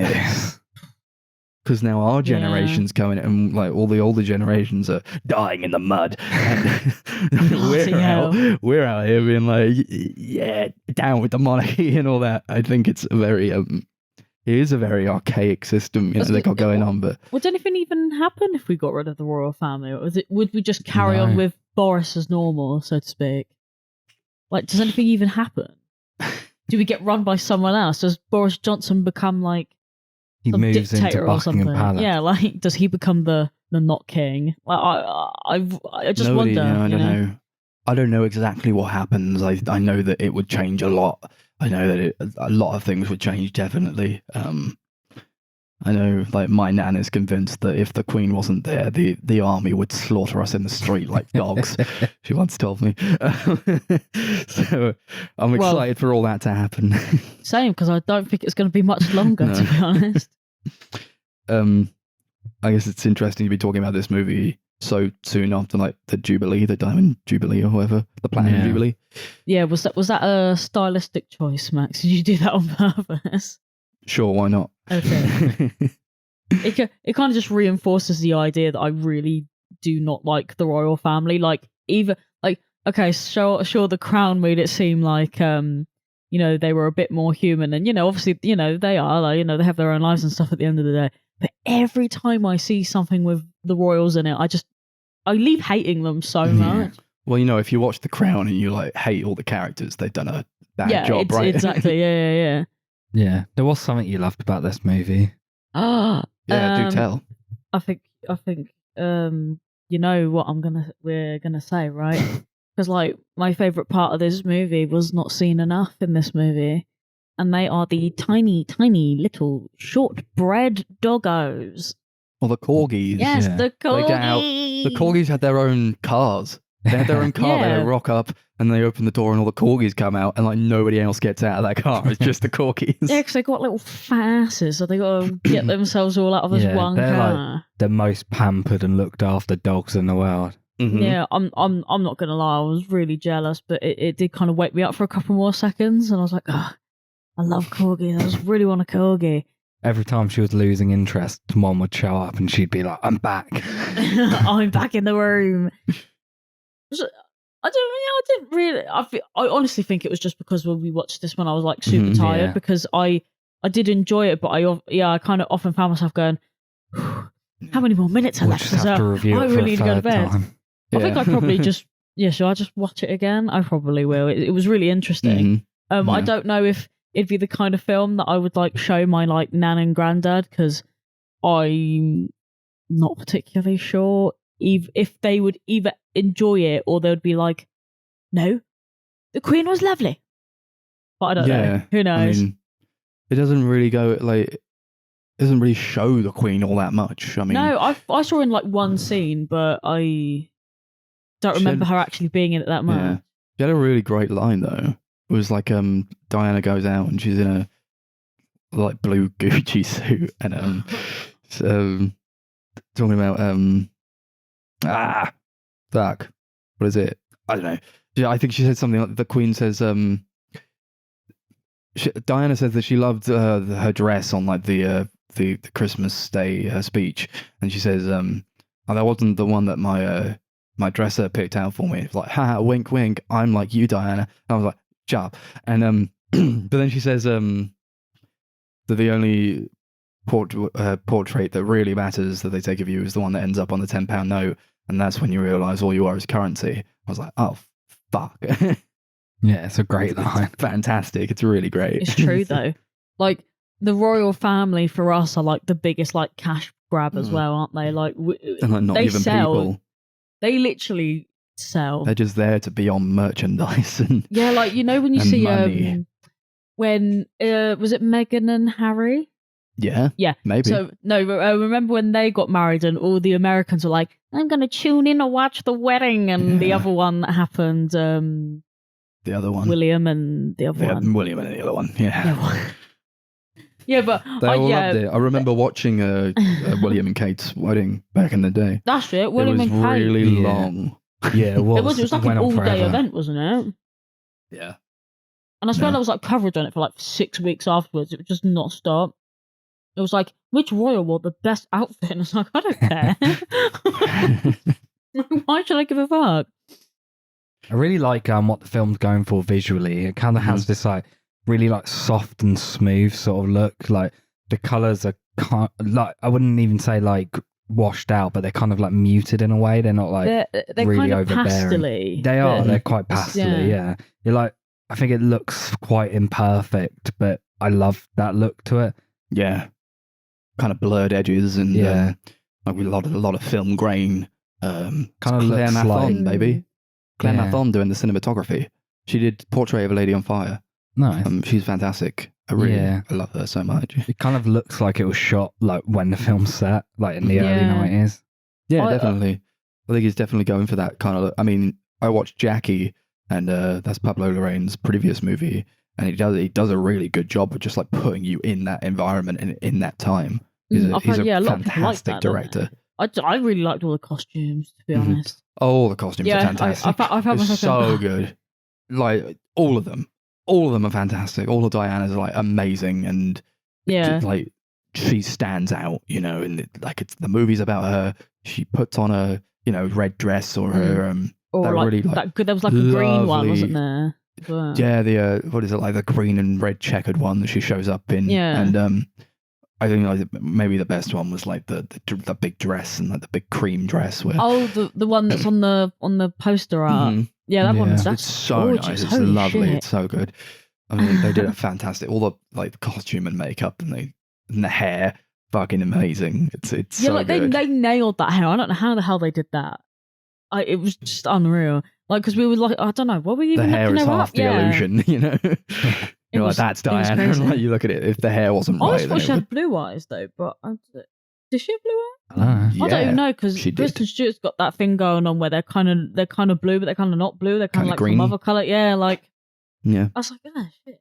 But other than that, I thought she looked pretty like accurate to her, and it was kind of creepy. I spent the whole time going, oh, weird, isn't it? But I didn't think that anyone else really looked like them that much. Obviously, like the Queen did, because obviously she's got that like iconic like hairdo and kind of like Mm-hmm. oldness. But I didn't really think that anyone kind of really looked like who they were meant to be, Yeah. other than Diane.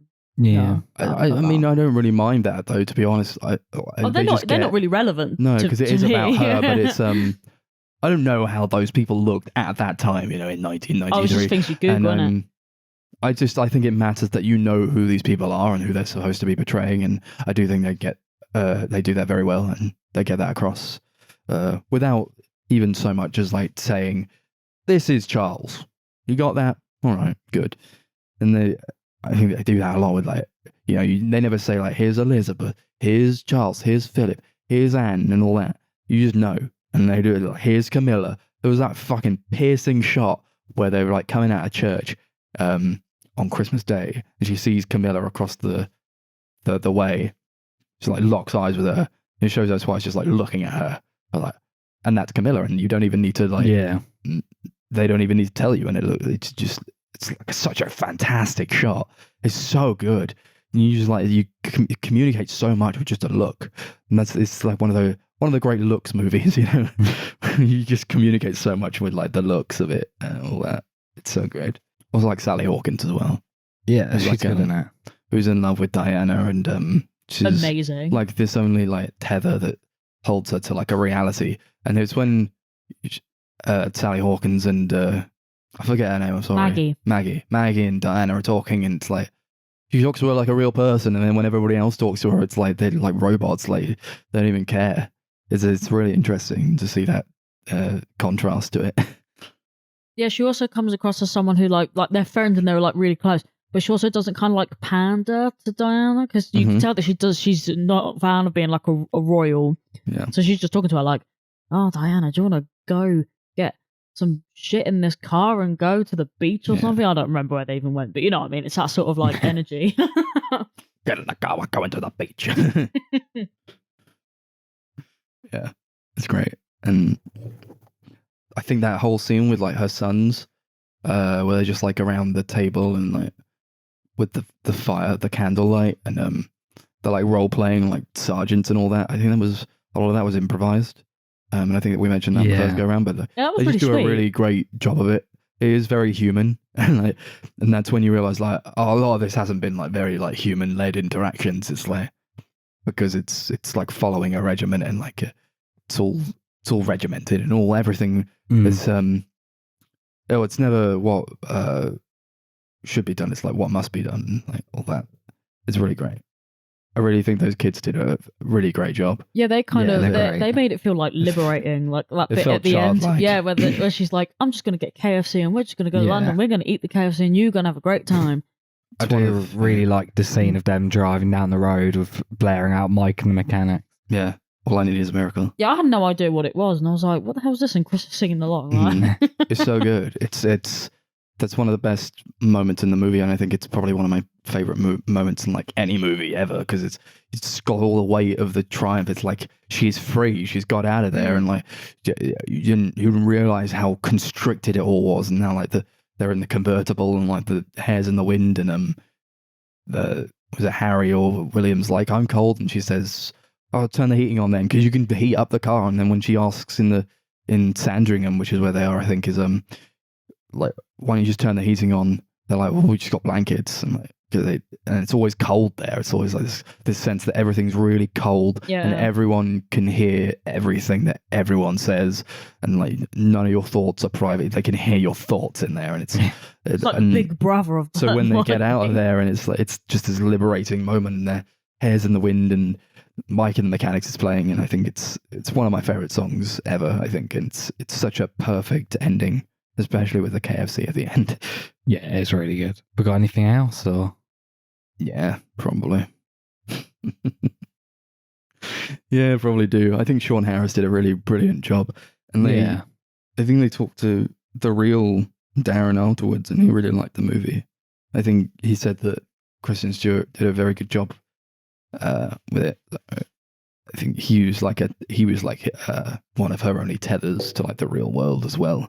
He was like trying to be her friend a lot of the time, but he also knew the constraints of like where he was working, and he often tells her like they can hear everything you say, and everything you say in this room becomes currency to them, and like, they all talk about you behind your back. And he like, I like the way he's like a kind of like an army officer, and he like works his brigade in the like an army, and they're just like making food, and the army bring their food in crates at the beginning, and it's like such an interesting way to start the movie. It's like what's happening, and when I think I first watched the movie, it was like what's happened, and like why are all these army guys here, and like why is the music going all weird? But it's like it was just food. They're just making food, and he's so specific with it all, and like his inflections, and like the way he like, you can't make a sound, you can't speak to like hushed voices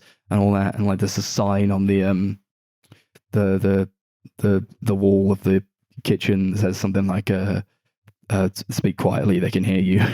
Like, why do they let that sign be up in their house? Like, but everybody, it's like an unspoken thing, but it's like everybody knows that everyone can hear everyone, and it's just like that's the way it needs to be done. And I think This was like probably one of my favorite performances by Sean Harris. I think he's a fantastic actor. I think he does a pretty brilliant job in this. Yeah, I really like him in it. Mm-hmm. I also like when she like goes into her old house, like near the Sandringham estate. Yeah. It's a really like melancholy scene, and it's also like quite. That's where it goes into like the horror of it, like a lot. Which is like that also leads like from that after like one of my favorite like edits in it, where she asks Sean Harris, "I need wire cutters. Can you get me some wire cutters?" And he says, "Why do you need wire cutters, Diana?" And she says, "To cut wire," and it cuts. And it's fucking fantastic editing. It's so good. And as soon as she goes into her old house, it's like it is sad and it's like spooky and like all the stairs are like rotting and like horrific. She drops the torch, so she has to like make her way upstairs in the dark, and she's like remembering all of like the nice times like she had in that place when she was a kid, and just like I got the sense that like it was supposed to be something that like she couldn't go back to. It's like this place she tried to be in again, but it's just she can't get back to that place, and like she could never go back because it's all gone, you know. And that's such a sad part of I think the character in the movie itself. And it does show like her as a child like walking through the corridor, and then it cuts to her like sobbing in her old room, but it's like all shadowed and there's a shadow behind her. And I thought like at the first time I saw it, I was like, I think that's the girl. I think that's her behind her, like, because it felt like it didn't feel menacing at all. It just felt like the shadow was kind of hugging her in a way. And I still get that, even though I know it's like it's just Kristen Stewart's shadow like on the back of the wall, but it feels like that's kind of what they were going for in a way. Yeah, definitely. We're going to talk about one of my fucking favorite parts as well, which is when she like clips her arm. Oh no, that's horrible. Yeah, I was talking to Max about this when we were at tennis yesterday, and I was like, why did she have to do that? It was horrible. It's a horrific scene. It's really visceral. It's not even like gory or gruesome. It's just like she gets the curtains open because they had to like sew the curtains closed because of the press. Apparently, they're taking like pictures, staring in and stuff. And it's I just love how all that was edited, and like she opens the curtains, like rips it open, and then it's like she takes she sighs out of breath, and then she just stands there for a bit, and then clips the inside of her arm with the wire cutters, and it's like a Hanukkah movie. It's like something I expect to find in like a Hanukkah movie. Yeah, definitely. And it's just it's so viscerally like oh fuck. Yeah. Every time I always react to it, I'm like fuck. Yeah, for me it was less that's what happened, but like it was the sheer noise of the yeah, it's like, the sound of it. It is the sound. It's so short and like it sounds so blunt and like hard. Blunt and short. Oh my god! Every time I have to go. I like that they included that in there as well. It's like, yeah, I guess that's probably what she was going through at the time, and like, it's just upsetting. It's like more and more like bleak, upsetting stuff to pile onto the character. Yeah. You know, it's really hard to watch, especially when she's like crying in the toilet. She like goes into William's bathroom to like clean up, and he's like, "None of you told me to tell you when you're being silly. Well, you're being really silly." And it's like, what a shame to like put this on a kid, you know? Yeah, it's like it is quite a tragedy, and especially like she died when they were so young, and it's very that's quite upsetting, you know. It's no kid should have to like lose their mother like that, and it's very upsetting, and there is like that conspiracy around them. It's like I do think her as a character, she kind of saw conspiracy where there wasn't. A lot of the time, it's like I think Sally Hawkins does it. Don't see conspiracy where there's not, and like she was kind of humanizing a lot of the roles as well. It's like that he's not all bad, and like none of them are, and because I think that's just what they're used to, and like that's their system, and that's what they do. But like they're not actively malicious people, I don't think. No, I feel like there's a massive grey area with the royal family. You know, like they're kind of scumbags, but they're not. It's just tradition, isn't it? It's like the tradition, the scumbag tradition. Yeah. Yeah. It's all fucking amazing. Also, like when she like goes to, I think I got this wrong on the first time we reviewed this, where I said she says like to Sally Hawkins, "Do you think they'll kill me?" But like it's because it's right at the beginning of the movie, and she's talking to Sean Harris, and she sees her father's old coat on the scarecrow, and she's talking about like if she goes on to the field and she gets her father's coat, or the farmer's kill, or they shoot her. It was like a double kind of meaning where she says, "Do you think they'll kill me?" Yeah. And maybe they did. Maybe. I think it was. Mm-hmm. It's a little strange that all this controversy was kind of surrounding Diana at the time of her death, and there was this kind of weird It wasn't supposed to changeover be where, having like, some affair or something. like, yeah, Charles was with Camilla and she was with, I think, Dodi El Fayed, and like they were in, I think they were in Paris or something when they died, and it's like, Yeah, they were in a tunnel or something, Yeah. but I don't remember. Yeah. like the paparazzi were chasing her. I mean, it's what they say. There's a lot of conspiracy about like maybe they did it to her, but I don't know. It's just I think it kind of asks that question as well. It's like, well, maybe you should think about that. Yeah. How about that? It's great. It's great. It's a great movie. And it starts with this like title that says "A Fable from a True Tragedy," and it is a tragedy. It really is. Yeah. It's fantastic, and I think it's a lot better than Jackie, because it is going for something a bit more broad with its themes, and I think it's just overall it's just a better made movie than Jackie. Even though I do like Jackie, I like that movie quite a bit. But this is a masterpiece. I think it's fucking insane.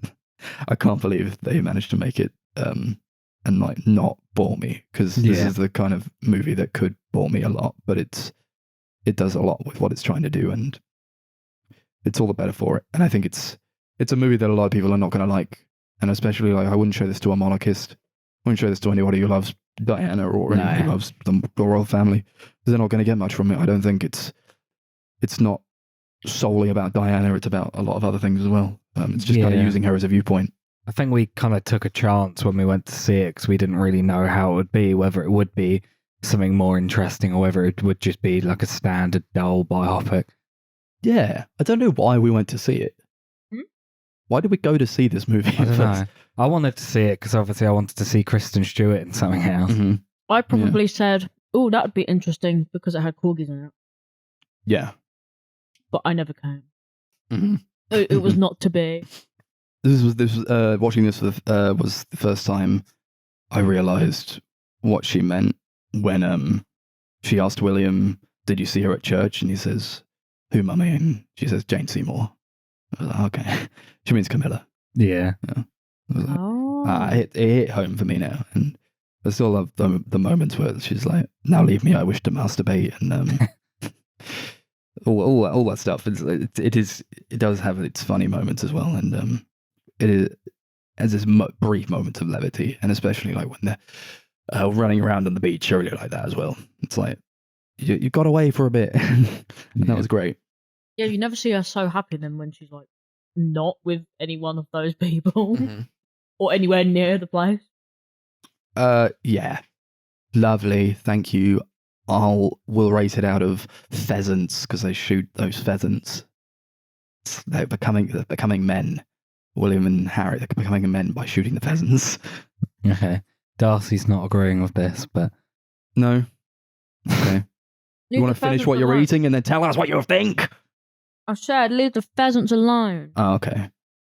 yeah, this is a really fantastic movie. I've got it on Blu-ray, so I'm definitely going to watch it again at some point in the future.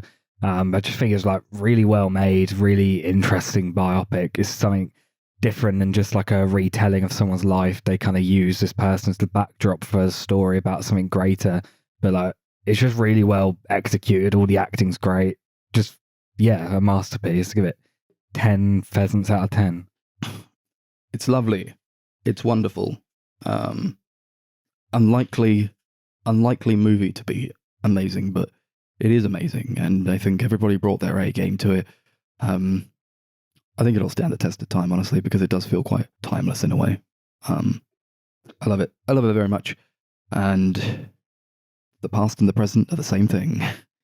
And I'll give it 10. I'll give it 10, obviously. 10 pheasants out of 10. Yeah, I thought it was quite interesting. I wasn't sure whether I was going to be like, not necessarily bored of it, but obviously I'm not a big fan of like historic pieces and of the royal family in general, so I didn't think I was going to enjoy it that much.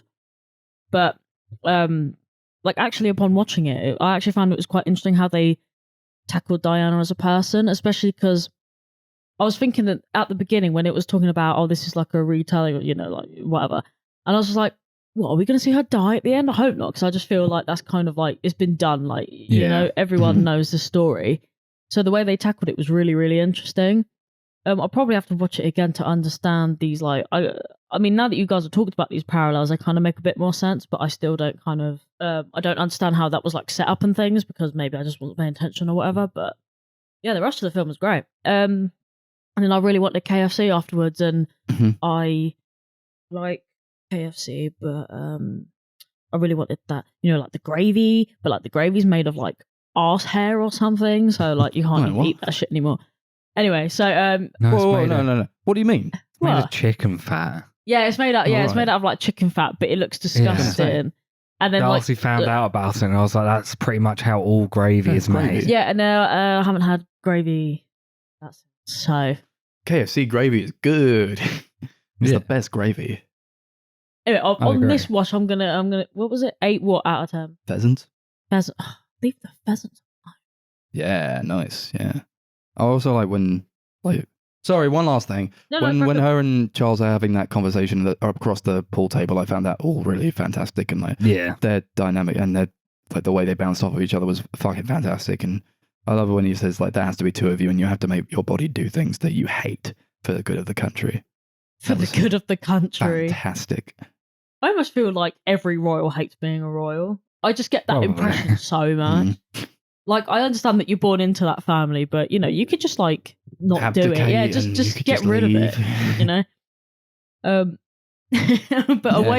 away from one royal and onto another royal, I originally picked a different biopic. But then Chris was going through this list of, like, biopic movies, and I forgot this one was actually because I was like, oh, it's not a biopic, is it really? Yeah. And we'll kind of get into that in a minute, but I was like, do you know what? I'm going to pick it because I love this movie. So it is Anastasia.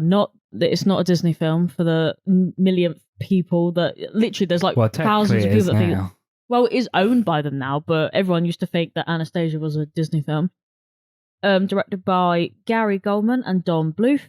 It's about the lost daughter of sorry, let me do that again.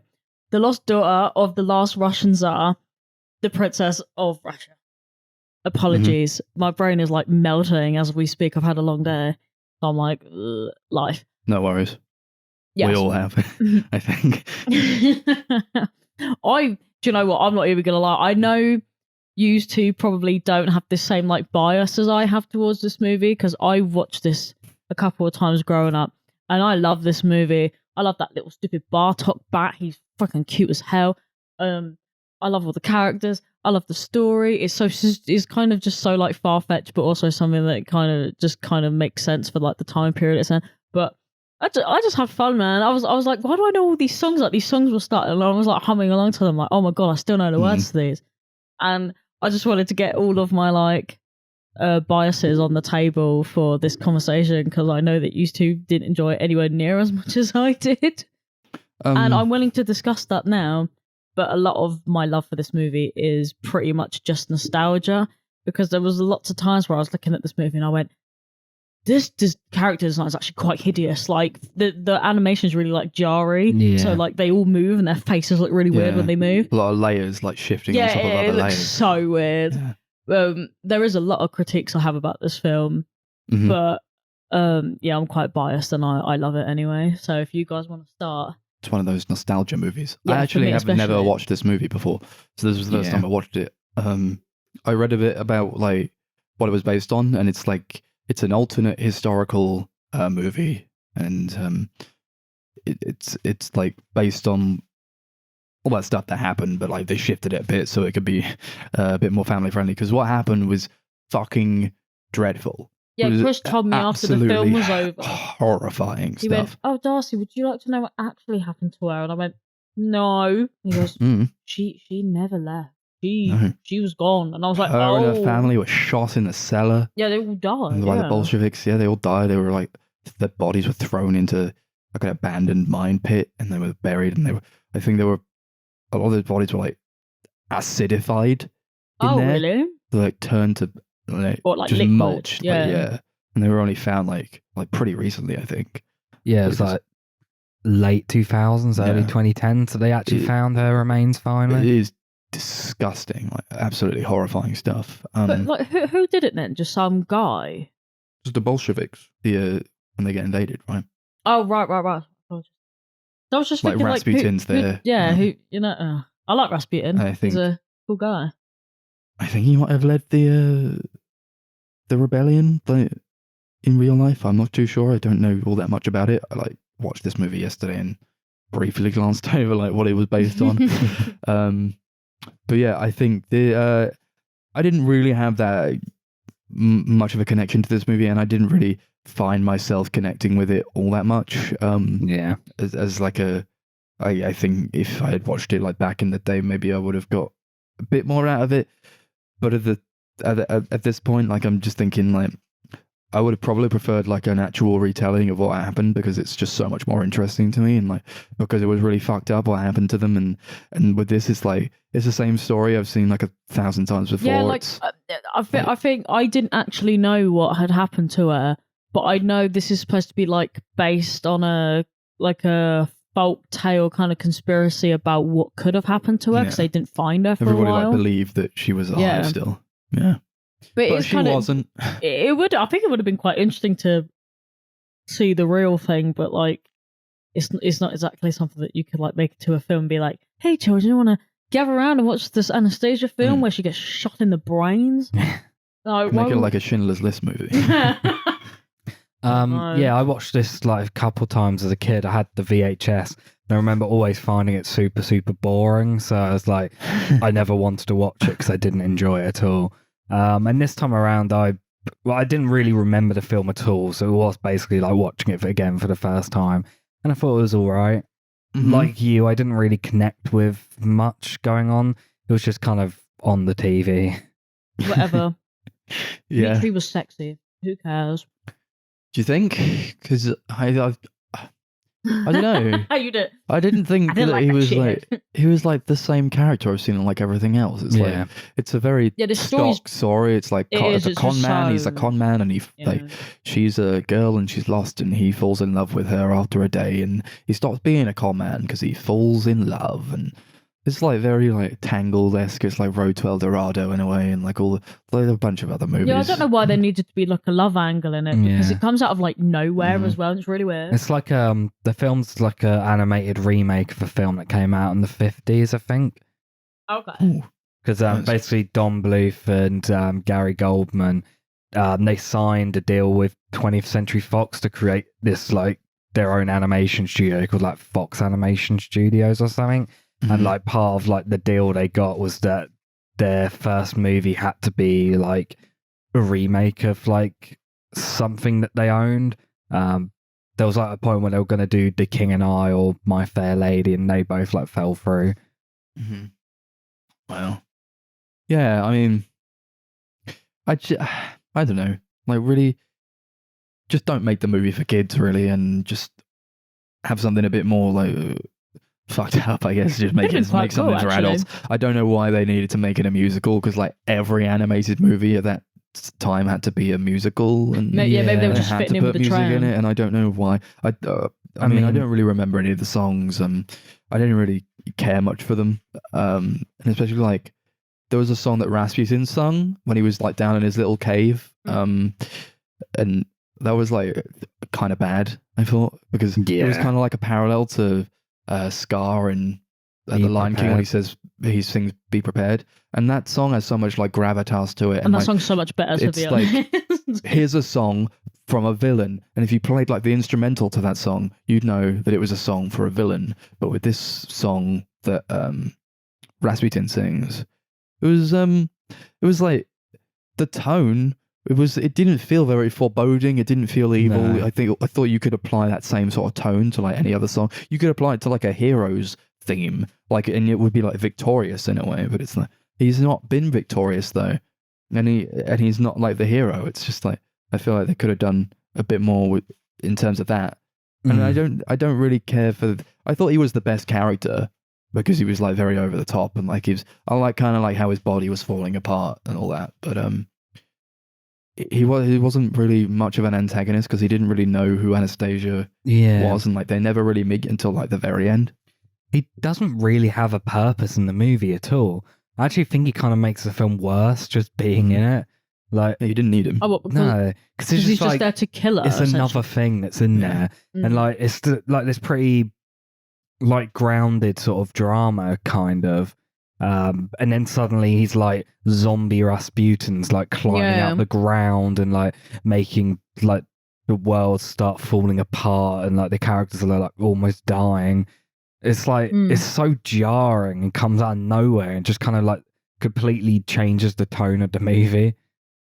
I do find his scenes kind of weird because he's just kind of there to try and kill her. But I think most of it was just trying to set up the full story of it all, because like they had to have a thing that would, I don't know, do this thing that they all have to like escape from. So like, it was like someone had to do it. Like, you know, when he gate crashes and he's like, I'm gonna take you all down one by one. It's kind of like, okay. It's just setting the story up, really. There's no need for it. He didn't need to be in the whole film, really. You could have just had it like this simple like drama between this person like trying to find her real family while also like falling in love with this guy. I think that would have probably been a little bit better. Yeah, I don't know. Maybe they were just trying to create that like magic element of it, because you're less likely to believe that Rasputin's like a walking zombie with like magic bat green liquid. Well, he was really you know? he was kind of like a sorcerer type guy. Yeah. He was like making portals and shit. Like like the real guy was like a sorcerer. Oh, right. He was probably making portals and shit. Yeah, he was probably he was doing some portal stuff back in the day. But yeah, I don't know. I quite liked some of the stuff with him. Like I liked how his body was falling apart and like his head would come. I really like this shot where like his head rolled into his rib cage and like you saw it like from inside his body in his rib cage. And I like how he like Spider-Man shoots his hand out of his wrist to like grab like the green vial, and like all the tendons are like just snapping back into his arm. I quite liked all of that, but I don't think. Yeah, I think probably it's a shame that like it didn't tie into anything that was going on, because you could just take this out and nothing would change. Yeah, exactly. And that's one of my biggest problems with the film, I think. I feel like the whole film's existence just, it feels like it's just trying to copy like Disney. Because obviously at the time Disney were going through their big like renaissance with like Beauty and the Beast and The Lion King. It felt quite Beauty and the Beast-ish. Yeah, it really does feel like it's trying to recapture that tone and kind of do exactly what the Disney movies at the time were doing. It even had like one of those like digital zoom out shots where like she's in the palace and like it zooms out from when she's on the stairs, and that was kind of like the shot when they're dancing in Beauty and the Beast. Yeah, it was like, I guess it kind of has that down. It's an interesting shot, but it's like it's Beauty and the Beast, you know. it's I don't know. I didn't latch onto any of the characters either, and I don't like them. I don't know why they care at all. It's like, and it's also like a story that like it so easily couldn't have happened to her. So I wonder why it did. Like if she'd have just like gone like right, and like when that forked path came up at like the beginning, like none of this would have happened to her at all. But it would still have been like some kind of indication that maybe it was like prophecy or like it was destined to happen, but it wasn't. Like she finds a dog and like the dog's like, I guess we'll go right, and she goes right, and that's why she finds her grandma at the end. The dog that kind of looks like a rabbit. Yeah, but I always think the characters are just really, really bizarre. The more I just think about like rabbit-looking dogs, and I think the animation is just quite strange. I do like Don Bluth's like style in other movies, like he did The Land Before Time and All Dogs Go to Heaven, and they have like their own like unique sort of Yeah, but we very live in a like cartoon this is sort of look. Whereas this is that's going for animals as something well, a bit yeah. more grounded and a bit more real, and it looks kind of janky. Yeah. it does kind of look. It does. Yeah, I mean, who made this? Fox. Yeah.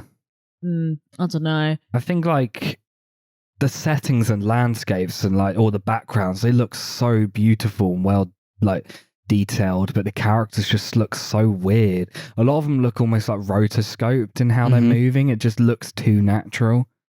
They did a bit, yeah. And I just found it really weird when you'd be watching like them speak or something. And I understand that obviously as an animation you can't get it like perfect word for word or whatever. But it just looked really weird because they're all like their features on their face were like moving really weirdly because of like how it was animated. I think they try and make the characters too detailed. Yeah, that's probably what happened because they were trying to people. fit in a lot of detail in this tiny little face and then trying to animate it and move at the same time with mouth going blah, blah, blah, blah. It just animation wise it just wasn't really working. But I mean, to be fair, I must have, I loved it as a kid, so it's probably just one of those things I was just like, oh, it's animated and it's cool. And I just ignored the fact that it looked weird. I mean, you're not going to think about that kind of thing when you're a kid. You're also probably not going to think about the fact that like everyone has a Russian accent except Anastasia and Dmitri because they're the main characters, and like that annoys the shit out of me in movies. It's like, same. oh, they lived in Russia their entire lives, but like they have an American accent. And it's like, well, how could the audience relate to a character who was Russian? It's like, she was Russian though, right? Like that's the actual person was Russian. Why did you make her American? Yeah. Why did you make Dmitri American? Why was Bartok Yeah, Dmitri was Canadian? working in there. Yeah. Why was this Bat character Canadian for some reason? Like, where do they pick up these accents? They've lived in Russia their entire lives. Yeah, like the Bat kind of could make sense because the Bat could just have whatever voice because bats don't like speak. But do you know what? I didn't even think about it at the time, but it's only now that you mentioned it. It's like, is it really that much of a crime to put in someone with an accent? Is it because people are going to complain they don't understand what they're saying? Like, a lot of the accents are really bad as well. Yeah, like just grow up. Especially Kelsey Grammer, he kept slipping out of his like Russian accent. You could really hear him. Like, there was points where he just started speaking like normally. It's really funny. I got that feeling that whenever he was speaking like at the beginning of the movie, it was almost like he was trying to like practice his like Russian voice because you could just like hear him like slip out every now and again. It was really funny. But then towards the end, it just seemed like he was trying too hard to do a Russian accent. It was, I don't know, it felt kind of like uncomfortable in a way because it was just so like, ooh, it's just weird. Yeah, this is another like classic example of like an animated movie using a cast of like big name actors when they really do not need that. No. Yeah, you really didn't. But they could have just got like Russian actors in or something. But maybe, I don't know. Just how you got to make that coin? What was it? Russian actors, voice actors, maybe just getting a few voice actors who like do that as a job. That's one of those things, though, isn't it? Where you do, cause if you've got a big cast, it's you're just going to sell tickets just having the name there. But like, no one's going to see them. So why does it matter if it's like not? Yeah, but a lot of the time they don't even like advertise the names of the actors like on the poster. Because what's the point? They're not actually technically in it. You only hear them. They do that sometimes, but I swear that's only like if there's an actual like celebrity in it rather than like someone who's actually just doing voice acting because they just kind of ignore it. Like, you don't know this person, so it doesn't matter. And it's like, oh, okay.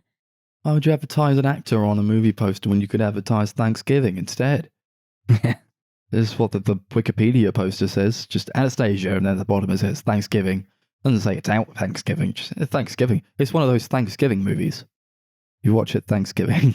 Yeah, I'm confused, but yeah, what is the premise of that? Yeah, I mean, the American accents and the American cast, it's like, it makes it feel more like an American movie when it should feel like something that's Russian, you know, and it should feel rooted in that culture because that's what they're trying to depict.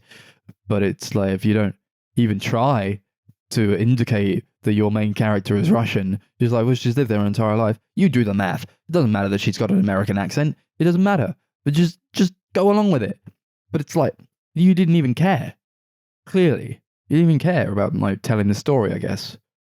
It's an interesting story. But like you took out all the the weird shit that happened in it, and like all the stuff that you should have put in it is not there, because you can't show that to like children, I guess. Yeah. But even then you could incorporate dark themes within a kid's movie. Look at The Lion King. They did that really well. But they don't decide to do that, and instead it just plays out like any other movie that you'd expect from just any animated movie at the time, and it's boring as shit. I was getting really bored. Yeah, really bored of I this kind of movie. was as well. What do they give Vlad, this like chunky fat guy, the top bunk on the ship? Like Anastasia sleeps on the bottom bunk, and then he goes on the top bunk, and like his whole weight like almost crushes her in the bottom bunk. Like, why'd you do that? What was the point in that? Honestly, why didn't he sleep on the floor, and then like Dimitri could have gone on the top bunk or whatever? I don't know. One of the parts I really liked about this movie was though that scene where like Rasputin goes into her dream and like acts as a child that she has to chase in the dream, and then that leads her to sleepwalk across the ship. And that was pretty interesting. Yeah, that was a pretty good scene. Yeah, that scene like always kind of stuck with me when I was a kid, because I used to be like, God, is she gonna make it? Is she gonna be right? It used to freak me out. That's just the nostalgia that I've got for this movie. So Dimitri was kind of a creep though. he is a bit of a creep. He was a weirdo, and like I don't think they did enough with like his character design. I don't think he's very memorable. He just kind of looked like a male version of Anastasia, like the same coloured hair. Like it was kind of short as well. I guess we don't need to do much. He's like stereotypical. Like he's a handsome guy. Okay. Don't need to give him any kind of personality. He's the con man. He's the rogue. He's the guy you love to hate. The guy you hate to love. Everybody knows this guy. And it's like, yeah, everybody knows this guy. We've seen him in a million other movies. It's a really boring character. It's like that whole Tangled thing again. Like, what was his name? Flynn? Yeah, Flynn. Yeah. That's the kind of vibes that it was giving me, was that it's kind of like that typical, like, dashing, debonair smile, and that mysterious go away on the rope boy. Yeah, like I just don't know why they had to make that a thing. Like, it just didn't feel natural that they would like each other like all that, even that quickly. Like, because they were like arguing, then like 2 seconds later she's like, actually he kind of sexy. I guess I kind of love him, and I guess I've gone through all this to find out who I am and where I came from, and now I've found my grandma who's been looking for me like since I vanished. She's like basically all my life.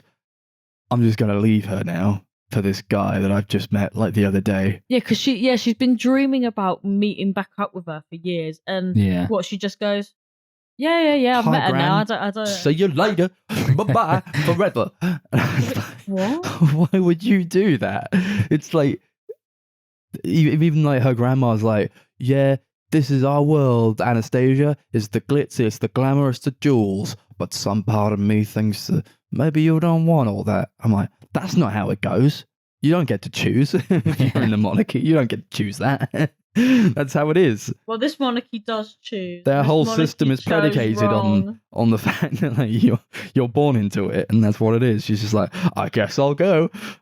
Great. Yeah, like imagine if anyone had like the option to leave like the monarchy. I think a lot of people probably would go, actually, could do with being like the average folk. I don't know. It just seems like a weird thing to like be able to do. Another movie that goes like, you guys don't know how good you got it. Oh, you poor cretins in the street. Your lives are all right, actually, because Anastasia decides to be one of you. That whole... Sorry. I mean, the whole part where like they're on the train was like just annoying as shit to me. Yeah, I agree. It's like the sound design was really off. There's like explosions happening. It's so quiet. You just can't hear it.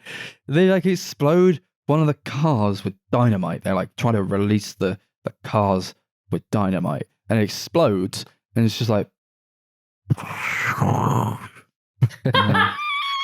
okay.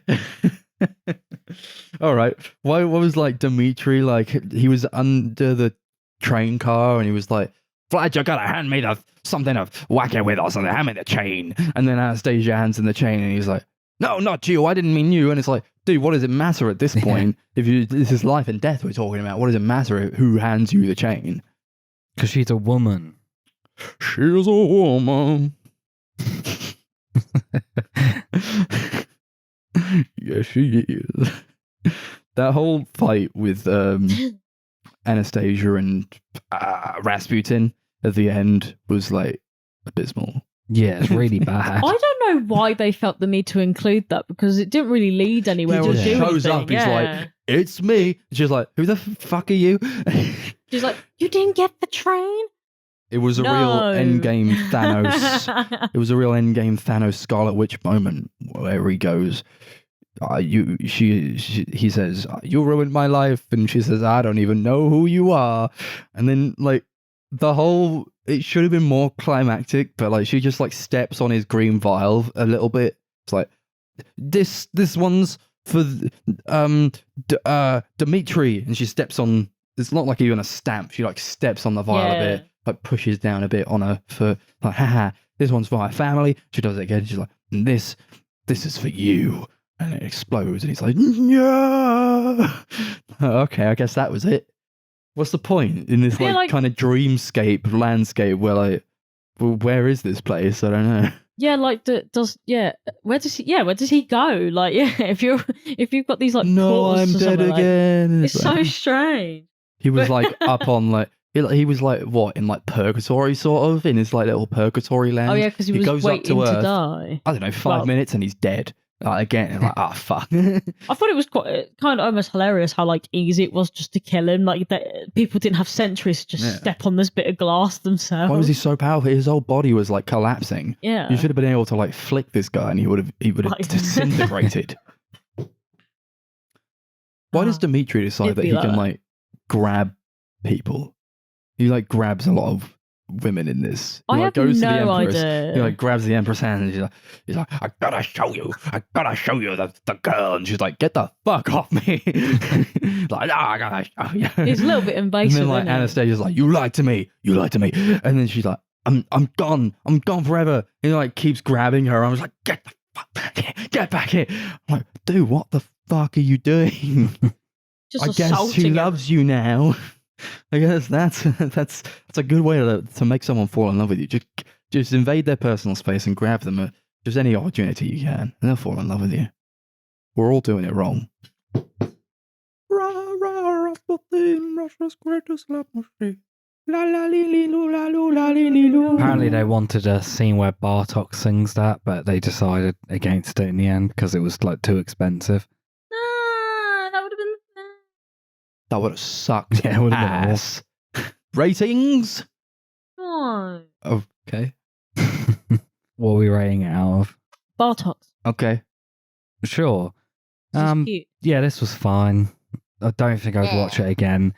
There's stuff I liked, a lot of stuff I didn't really care for, but it's decent. I like seeing 2D animation, even if I don't think it's the best work Don Bluth's done, but I really do like a lot of his work, so I'm glad I eventually re-watched it. Give it like 6 Bartoks out of 10. Yeah. Not for me, but I appreciate the hustle, Don and Gary. Thanks, guys. Gary. It was all right. Just not something I'm going to revisit, I don't think. It's not a nostalgia movie for me. I'll give it 5 Bartoks out of 10. I like Bartok. I'm keen to watch Bartok's Magic Adventure or whatever the hell Keen the to sequel watch was called. Bartok the Magnificent. Thank you. Bartoks. Yeah, Bartoks. That's amusing. Yeah, for me, this is just kind of like a shameless nostalgia flick for me. So I'm biasly going to give it 8 Bartoks out of 10. Cool. A whole week of 8. A whole week of 8s. Speaking of which, next time is episode 8-3. Whoa, look at us. We're doing this one alone again? Yeah. We're doing this one alone again. So we're going to spin the wheel. The lonely wheel. that says what we got to watch in the next one. Yeah, And we're it's slowly gonna- phasing out Max. It's going to tell, they don't want to watch these movies with me anymore. What's the next one? It's come up with Spike Lee movies. No. Yeah, We did Steven Soderbergh like last time, so That's fair. we'll do something that's not a director. It comes up with a director again. I'm not going to be happy. Pre-90s Disney movies. Sure. Okay. Cool. Pre-90s Disney movies. Gonna get a load of that into our eyeballs, into our ear holes, and into some other holes, perhaps. On the next episode of the Sunday Movie Marathon, we got social media. We got YouTube, the Sunday Movie Marathon, Twitter at Sunday Movie Pod, Facebook at Sunday Movie Marathon, and Letterboxd at Sunday MM, capital S, capital MM. Any last words before we bounce? Do do do do do do do do. See ya.